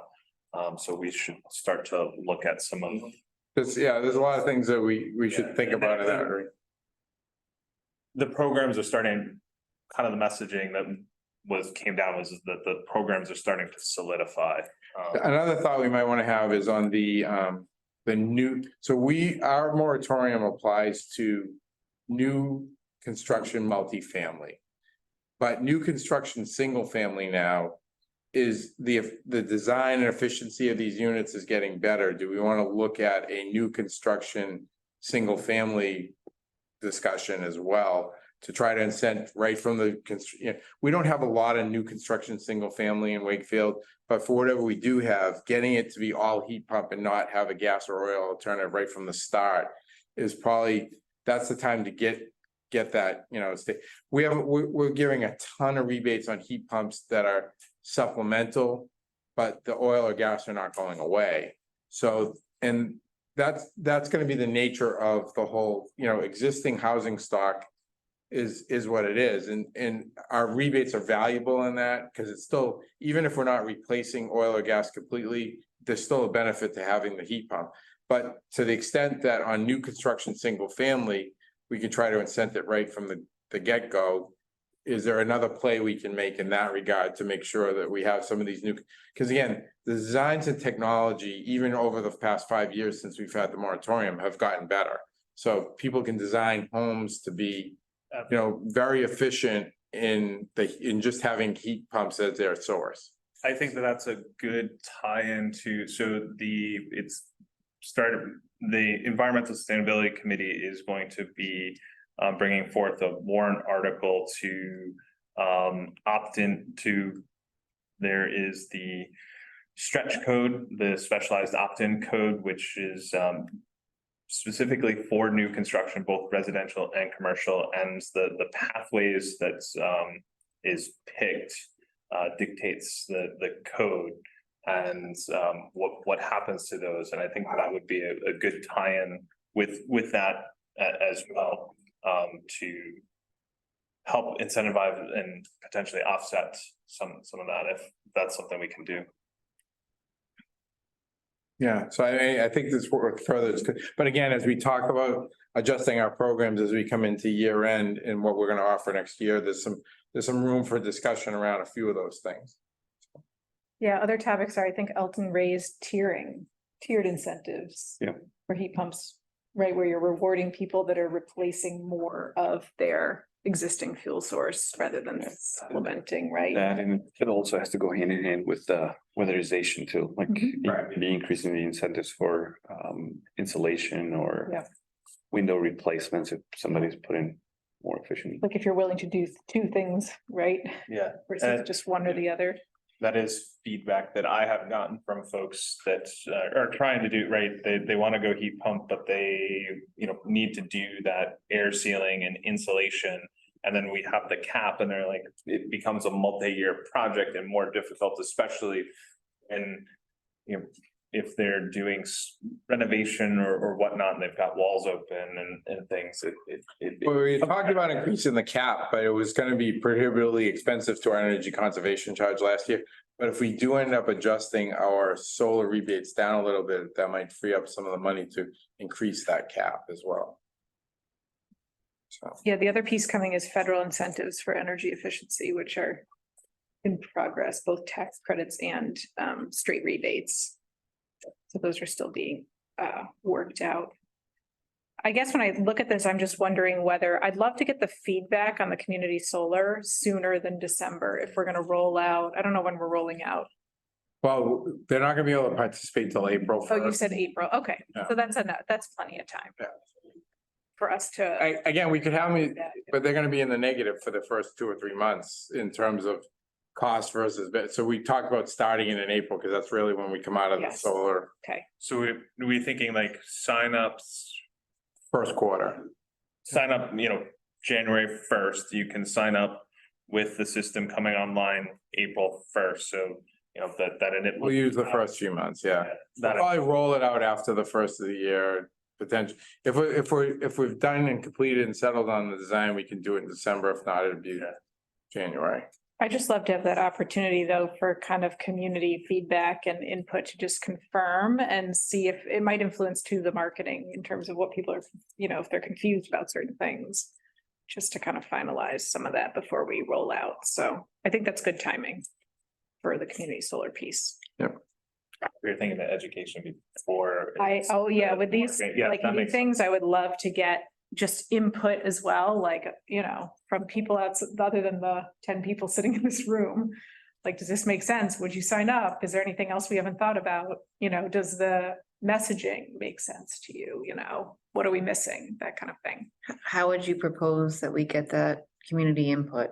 Is there a way that we've done that before or? We have, Programs? these sessions haven't been as well attended as I think we would like. I think we originally wanted to use these sessions. Yeah, to get for kind of that, input, but it's but been. they haven't been as well attended as I Yeah. think we would like. So maybe there is something else we need to think about in terms I'm of. trying to think, are there ready-made, like you could do it to the ESC, we have this new housing trust, we're gonna have a new housing trust committee coming together, like maybe that's something to talk to, Mhm. people who think in different, Mhm.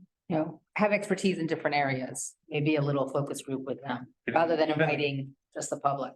Yeah, that and prior to the say the community solar happening in December. Maybe in like on WCAT, where they have the banners of upcoming stuff, like just more exposure of things. Sign up for this and different avenues to say that an event is happening to potentially grab more folks to sign up. Okay. I don't know. We can work on that. That session that we had at the library, that was what, back Yeah. 3, 4 years ago? Like right before COVID. And I was wondering, maybe if you have it in person at the library, maybe you get more people. It's just another. We did get good turnout. It was a COVID thing, Yeah. The last time we went to the virtual mechanism because of COVID, so. ESC's been doing some of those at the library and they've been full. They did one on like sustainable agriculture. I think people want to get out. I think people want to get out. Yeah, I think they like going to a And public CAT meeting. will record it Yeah, so that you can play it back. And get them on the schedule. Maybe the community solar we try to do Yeah. as an in-person again. at the hall. Yeah, at the The library. other, the public safety building should be pretty soon ready for hybrid meetings too. So that's a big kind of auditorium, not as big as like Galvin, but it's a good sized room where you could also do. Yeah, we're good. Yeah, we'll plan that for early December then. You know, there's another option. There's that retired men's club and they have a meeting every month and they're always looking for somebody to go and present. Maybe something like, Rotary is as well. oh, They okay, always are looking for people to present. that might be opportunities for you to get out and. No, let's go make buy him coffee if I can. Yeah, he'll. John is Ann Hadley's fiance. So, Oh, is that right? yeah, Oh, so it gives me a hard time. I think it's a matter of balancing how much this guy's putting in on like off hours and everything else too, because there could be other avenues too, like all the schools probably have like nights where they get the kids in there. Oh, that's true. I just heard they're beginning to meet on Parent University. Yeah. Have a seminar on Parent University about it. I don't know whether you have to somehow put it. Yeah, I don't know that would qualify for what they're trying to do, but We'll test a few other mechanisms. Yeah. I do agree though, when we had the in-person ones, that we got pretty good turnouts. And then it kind of, obviously the participation dwindled off once we were online, so. Would be good to touch different age groups, Yeah. different. One of the things we do for the social schools, strata. we have a energy conservation program in the schools. Yeah. And we used to do it with the fifth grade. This year we moved it to the fourth grade because that's where they cover energy. It's been very successful. We took a year off of the COVID. We got back to it last year, so. And I met with the youth council today on their liaison and they are an amazing bunch of young people who would get all of this. I might be able to help you reach some people as well. On top of just the department doing that, Whispering and Dave, right before COVID, you guys had 128 plumbing come in and do a Yeah. educational session on heat Yeah. pumps and everything else. I think that's probably maybe redo that. or Yeah. If we have the. Yeah, those are the kind of sessions that are really, I think. The core of where we're focused, the EVs, but the heat pump stuff, that's gonna have the biggest impact in terms of. The environmental stuff we do over the next few years, that's gonna be the biggest place. It's gonna have an impact and. You can do as much as you want, like informational session, but everybody's gonna be like, okay, so who do I talk to about Right. installing one now? Yeah. And we turn around and we're like, oh, Which is why we need the boat built, which is wonderful. So. All right, I don't know, so financially, we're on target for most things. We present all the financial stuff in November usually. one of the financials, I think the 3 months of cash in hand, I know that was. Yeah, we're behind target on it. We're still behind on that, yeah. We took another hit last year, obviously, because the prices were so high, so we didn't make any forward progress on that. And they'll present that in the audit, but. Zach talks about that anyway. Yeah, we have held our rates constant, even though some of the costs have gone down because we have to recover from that, so. Understood.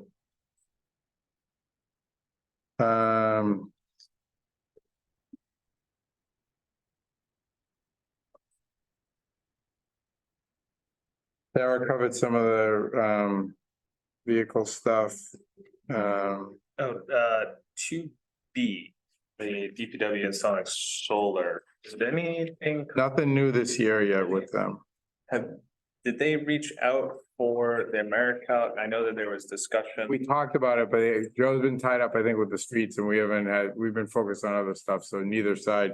But I know it's one of the things that might end up falling into next year at this point. But it's still, they're still, They're still interested in it for that yeah, building. so it's still moving forward, but other priorities have come up. sorry, which building are we talking about? They- America Health Services. Oh, yeah. Civic Center. Yeah. There was one that Joe had mentioned that they'd like to, That, And the library's in the process of getting roof as well. so it'd be a good candidate after that, yeah. I know that there was probably more in the ESC side.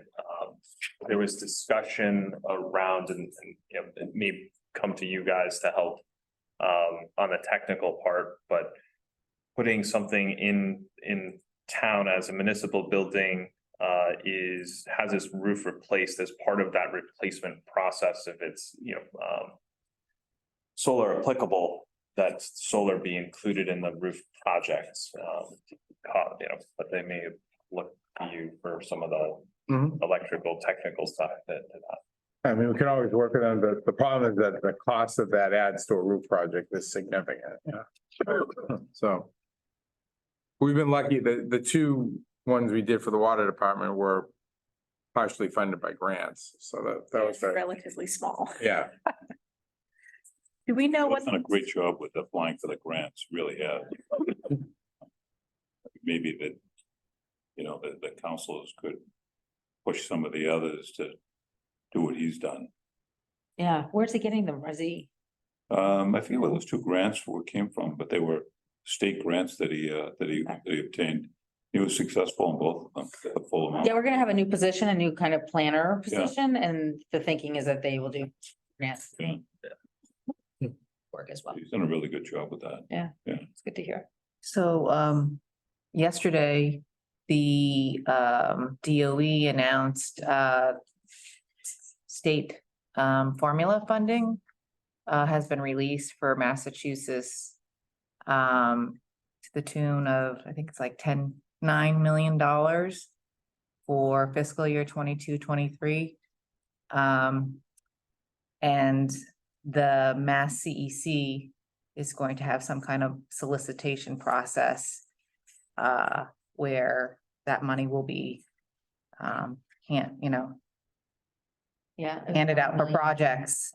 So that's TBD, but I think that they were saying that they would like to give that money to municipalities. So I don't know. I could send I don't know who to Send it to Joe. Okay. Joe's been tracking all the grant stuff for us. Okay. The announcement, I'll send the announcement over. All right. Copy us on that? Sure. We know when the civic center and library, Library's under construction right now. the roof is. The roof is. Huh. I know that. Civic was completed. I think Civic is last summer. done. Yeah, no, it was completed last summer. Yeah. I believe it's new Got it. roof and I saw the presentation that Joe did and it's a fairly substantial solar project, but the offsets were equally as impressive. I think it's operational, if I remember correctly, it's like 30K a year and the solar was offsetting like 27. So it was a pretty big number and that only went better if they switched out to heat pump. Yeah, it generated a huge amount of energy. They had a great resource. And I think in our inventory, I think that this building, that building was outside of schools, the highest rated solar municipal building in town. So it has the most solar potential outside of schools. In terms of the capital plan, electric is pretty much 100% on track. Gas, the streets that we originally submitted, there's been a lot of movement on those. The streets that were submitted as part of they were identified as coming from the grant, are going slower. That's gonna be bid for next year. The qualifications for the grant, the administrative portion of that, we were hoping to do all of that work starting in the fall, but because of the requirements of the grant, we're not gonna be able to start that till the spring. So that work's pushed off that was gonna be 100% contracted, but that work won't start till spring. We're probably not even able to go out to bid till February or March at the earliest because of all the qualifying things to get that grant. So we told Mark he can't cash the $1.3 million check yet, so. But Joe and Raven have been working very diligently on the requirements, which are very cumbersome, and there's a step-by-step process, but we're moving along on that. Excuse me, some of the other streets got reprioritized working with the town. The water project up on Dillaway and Upland, we ended up adding those streets in. We had to do that area, so that traded off with some other streets.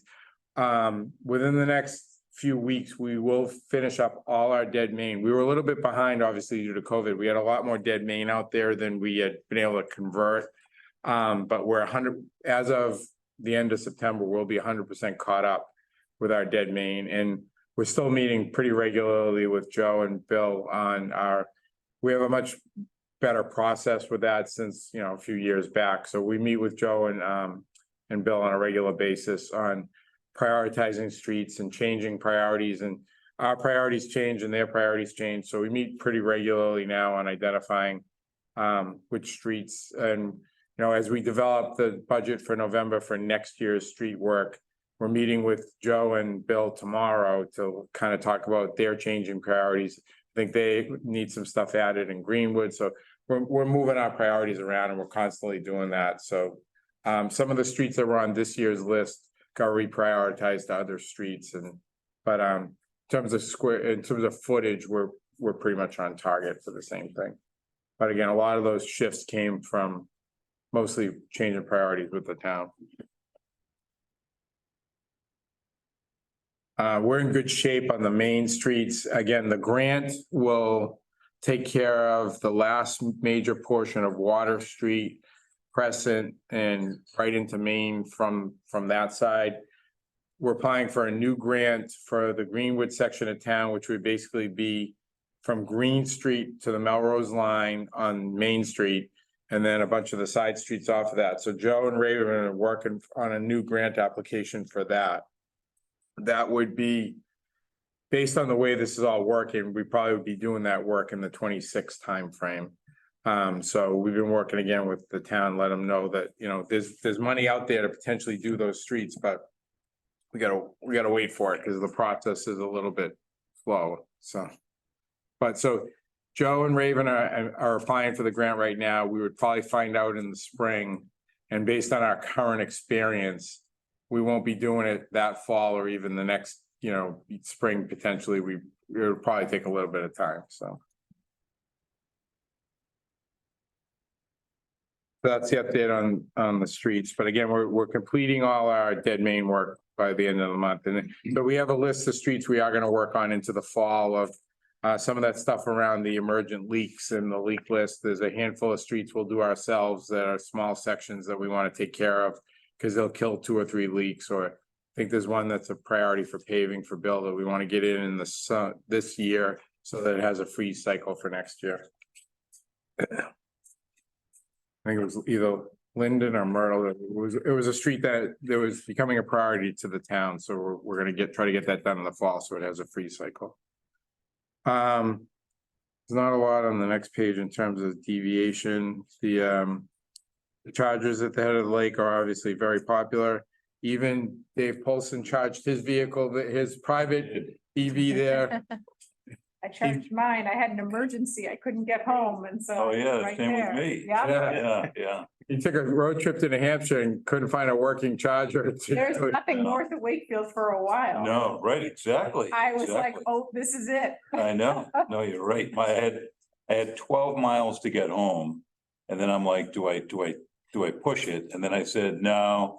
I said, I know where there's a charger that's working. All the others Yeah, I struggle with, right? I said to my wife, I know where there's one that will definitely be there. I was there for 10 minutes and then I was Yeah. good to go. Yeah, he was just Very 20 minutes, he said? Minutes, yeah. Yeah, so. Very quick. Is there, did we have it, like, there was a couple of, entries in the charging app, like comments that they weren't, like, people were having issues and with it. I don't know if it was just, you know, that particular vehicle. About a plug they couldn't get out, they couldn't disconnect it. I don't know, there's just Get a was a couple few phones. chatter. Stuck sometimes trying to Yeah, disconnect. so we had, no, there's no real, there was a problem a while ago, but that's Yeah, been resolved. Yeah, you resolved That's that. been resolved. We had received a couple calls about folks plug that was stuck in their car and they couldn't get it out. They called the dealer. Then the next day the dealer got it out. And then the next day, it was like a Saturday, they called because the plug got stuck again, but the other charger. So I sent someone over there, but they ended up getting out. I told them to, I said, you know, part of me thinks it's a user issue. And they need So you to don't have the problem. lock and unlock, right. I mean, it's 2 days in a row, 2 different charges that no one else has had problems with. And I talked to them myself, they really love the charges, they're very positive about it, but I think it's a newer vehicle. And I think they kind of, you know how it gets stuck, it gets locked in there. You have to unlock it to get the plug out if they don't have it set right. So I think that's what happened. Because the second time they went over and they were playing around with the key fob and they were able to get it out, so. Leave a box with some Vaseline next to it. Yeah. Well, so I mean, some of the newer vehicles, I know the vehicle itself, when in communication with the charger, Yeah. the vehicle itself locks the charger in. Yeah, As a safety precaution. So if the people can't vehicle, unplug you too. Well, if you turn it on, certainly. Yeah. They won't let you. Yeah. So sometimes I think it, you know, yeah, They will- I think that Yeah. you're right, that they're probably user difficulties. because no one else had a problem. And that, those charges down there have a tremendous amount of use. Oh, I know, compared to the others, a lot of use. See it in that Oh, yeah. app So all the time. if we had problems with them, we would hear about it. And, you know, they're sporadic, like somebody might have a plug that they have to wiggle in a little bit, the connection. You know, others, we had this problem, but for the most part, they've been reliable. Yeah. So, they're good. And, you know, I mean, it's nice that when you look at it, you see something, you let me know, we can make sure we keep an eye on it too, but, you know, it's good. It's important that we keep them up and running. Yeah, no, there is, right, we were a desert, we've Yeah. made improvements on that and, right, you know, going north, we are kind of some of the last ones for a bit of time. Yeah. On that quarter, so. I have a lot of other big updates on the rest of the items in terms of anything that's not being, a lot of stuff is ongoing and there's no major issues. So, Under leadership 4C, it says ongoing ESEP. yeah, that's the GSEP committee that I'm on with the state on the gas, yeah, Sorry. gas system, enhancement. plan. Thank you. So I'm on that committee. They took the summer off basically. So what happened was we were required to have a report to the legislature by June 30th. But we weren't very close, so they asked for an extension till year end. And so during the summer months, there was a lot of dysfunction on the Hill, so they couldn't agree on when. So I think it's actually been pushed out to the first quarter of next year. So we start meeting again next week. So we haven't met for a while, but it's a very representative group. There's a lot of there's obviously the major utilities, as well as a lot of interest groups, and there's a lot of education, there's a lot of perspectives. The GSEP program was designed to allow utilities to expand and more rapidly recover the costs invested in upgrading the gas system. So there's some pros and some cons to that. The pros are that obviously the faster recovery for their utility incents them to replace more gas main. But there are groups that don't want any gas main replaced, and the reality lies somewhere in the middle, because you need to replace. There's a faction of the group that just wants to repair leaks, but we've tried to educate that portion of the group, because that's just as I was explaining earlier, that can be a big waste of money. Because if you keep digging single holes to replace little holes in pipes and not replace the whole main, then you're just gonna keep digging holes. And so it was actually what was going on we hosted one of the meetings here, and we were just finishing up Church Street right here. And we did 700 feet, and I showed them the data that we had a leak in 2020, and we had 2 leaks by 21, and we had 4 leaks, so you know, going in to replace the leak in 20 might have been cheap, but by the time we kept replacing, we could have replaced the whole main from basically downtown to North Ave. So we ended up doing that, and explaining that whole process is, you know, so there's a lot of different perspectives, and so that it's been an education process, but ultimately, we continue to discuss a lot of different ideas, so we'll see where that ultimately ends up. The reality is that we have a gas system that will continue to age unless we replace portions of it. And so we need to make sure we just do it intelligently and, so that I think there's, that whole thing it's a big point of discussion, but again, this committee has a lot of different perspectives on it. The Attorney General's office is there, Conservation Law Foundation, there's a bunch of different groups that are involved in the discussion, so it's interesting. And so.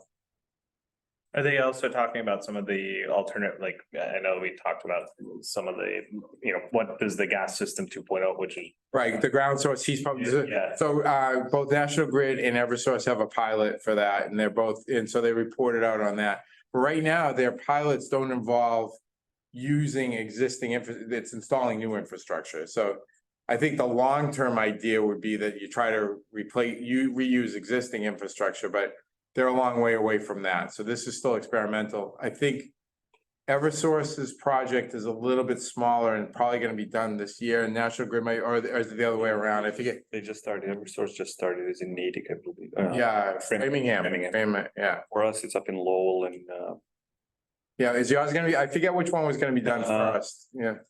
I think Eversource is the Eversource first. first. Yeah, I think, Have less- again, I think theirs was a little bit smaller in scope. So, but it'll be interesting to see the feedback from that, it's a big project and that we'll see what comes out of that, so. There's an integrated planning group being formed at the DPU and in conjunction to docket 2080. Plus the ESMP, the electric sector modernization plan that they're talking about. How we go about integrated planning, where do we eliminate gas, where do we maintain gas, where do we switch to alternative sources of energy. The one in Lowell that we're doing, having a hard time getting customers sign up for it because it's in an area where it's all multi-unit dwellings, and the landlords want nothing to do with upgrades to their systems unless they come in for free. So Yeah, those are some of the studies and the things that are being done to try. I think Eversource was having a better participation rate based on the area that they selected, and that's what they reported on. Be interesting to, like, as those studies and information becomes public, to get updates on those, to kind of just have the knowledge around it. We'll keep monitoring it, yeah. that we also start talking with Eversource because the problem is the service territories don't overlap between gas and electric. So where one is the electric provider, the other is the gas provider. And sharing of the information becomes a nightmare from a legal perspective on confidentiality of customer information and everything else, but let's see where we land. Lots of challenges. Did they ever talk about targeted electrification? So like taking a section of pipe that is leak prone, that is, prioritized for replacement, and then just trying to sign up all the customers to electrify? So we did an estimate of that, like. And that's super expensive, but Super expensive.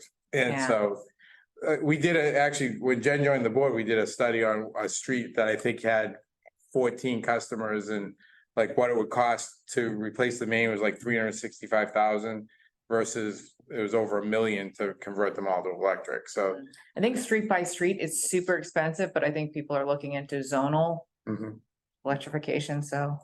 the problem is you'll still have to touch each house, and so that, each house becomes the challenge, because you're gonna still have to go in and upgrade services and, upgrade infrastructure, appliances. Like we had one customer that Elton knew the guy, we had to convert him off the gas system because we didn't have a way to get him gas. There was a large wall off of Green Street, and we just had to replace the water heater and the stove, and that was very expensive, and that was just that was a single customer, so. Oh, so you're talking about if the customer doesn't pay at all? Like you're saying the customer has. Yeah, we had to convert them because we couldn't, the gas main was replaced. They were fed from the lower side, and we would have had to tear down a wall to get it, so we just paid to convert them over to the electric side, because if you know that that hill is pretty steep and this one single, we didn't have access from Dillaway, so it became a challenge, so. But yeah, that's just indicative, and that was one house, so. Yes, studies that at least we've completed to convert everybody to electric. The average cost right now, it's coming in just on the utility side without taking into consideration what the customers would have to do on their end. It's about $25,000 to $35,000 per customer. And that's for water heating, and cooking? Or just heating? That's just heating. Okay. We haven't even, like, when we did those studies, we didn't take into consideration electric vehicles and like, Right. if you're thinking about the average customer would have, I think the information we got was about 1.7 vehicles per customer.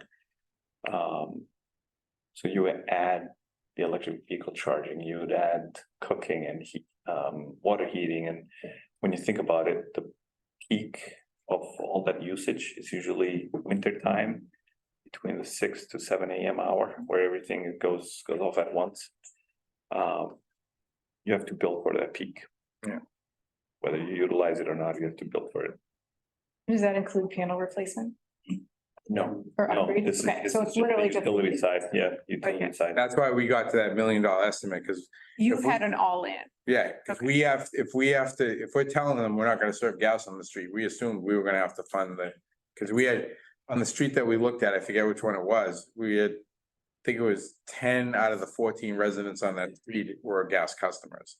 So they had to, we had to factor that in. It only takes one customer, not one to Yeah. convert, and now you gotta Yeah. maintain the gas system It would be- and convert everybody else to electric. It would be helpful though to keep track of clusters, because a lot of times people, tell their neighbors or whatever, right, about things. And so maybe there are clusters, naturally forming clusters somewhere, and I don't know. I'll just say one thing. Did you take into consideration the cost of replacing that main? Yeah, that was, That was that was already the- factored in? yeah, so that was the 365 grand Okay, versus the $1 million to convert Okay. them all. okay. When there are other studies being done nationally, and some of the numbers, when you see them, they're scary. I mean, Yeah. the average that I saw was a household needing 38.6 kW at peak. What that means for these guys is to put a transformer in front of every house. Yeah. If they're single family, if they're multifamily units, then you need Big transformers. What Bad kind of a mom. house are we talking about though? Is this? 1,500 square feet house, Okay. the average, The numbers A are, normal, that's what you're saying would be normal. yeah. those numbers are crazy. So that's part of the reason that whole just retire the gas systems, it's not gonna be viable, it's gonna be a transition. So I think that gets back to my discussion earlier about that new construction, single family, to the extent that we can start those out as all electric right from the get-go is gonna be, that's gonna start to chip away at that. Yeah, and I don't think we as a utility can push that, the utility needs help, and I think that is done in the building code, which is where Yeah. the specialized opt-in code. They'll kind of reinforce each other. Yeah, They need to, they need to be and reinforced. that may be something where, the utility as comes out in potential favor of the warrant article and. Because again, if you explain look at, why, if you look at a single family and we say, all right, we're gonna we'll extend the moratorium to new construction, single families only. The builders are just gonna put oil tanks in. So unless you marry that with another policy change, our, Yeah, right. as opposed to the multifamily moratorium where the options for oil heating weren't as, it's virtually non-existent and you gotta go to heat pumps. In the case of the single family, they have a very viable alternative. So we could expand our moratorium if you want, but all they're gonna do is the builders are gonna take the least cost option. The specialized stretch code really won't let them do that. I mean. Unless they wanna They can, Make a lot of other. but It's it's, economically disadvantaged. yeah, it's designed, You have to accept a poor economics to do it. yeah, they're Basically. And when your multifamily is how many? 4 units? No, anything more than one. more than one, yeah. That'll be interesting when the 40A comes in with all the multifamilies through the MBTA communities. You're gonna get a lot more of those. but yeah, I do think that, right, we can, right, if we're just talking about carbon, you know, we can make the grid 100%, say we do that. But if we don't have the buildings come along with us. You're not gonna reach our 2050 goal. We're not gonna reach the 2050 goals. That and the transportation, those two sectors, and again, so I mean, we feel like we've done our part on the charging, we have very viable alternatives now, but until everybody does, you're gonna be stuck with Dave driving back from Laconia and keeping his fingers crossed that he coasts downhill to Braintree, you know, so. Hybrid, you should have bought a hybrid. So we got, both those places need, you know. Agreed, and that's, you know, fundamentally, that's where the opt-in code came from, was the Department of Energy. Giving the municipalities the pathways to get to the state's 2050 goals, so that's. All right. If there are any other questions about the goals? There's a birthday cake waiting for me at home. I just want to get through it. Oh, my God. I wish you'd said that at the beginning. No, I was gonna say it at the end. It's your birthday today? yeah, Oh, happy birthday. no, the kids are texting, when are we doing the cake? We're doing it on FaceTime, so. Mine are saying, when are you gonna come and give us a good night? Yeah. Because we're going to school tomorrow morning. So the last, we moved the NEPA thing up, but the last thing was the representatives to the Environment Sustainability Committee. Yeah. Yeah. You wanna, Just, you know, I've been the liaison to ESC for the past 2 years, and I've really enjoyed to do it. But unfortunately, I've had a change in working my day job conditions that it just my workload has gotten exponentially heavier.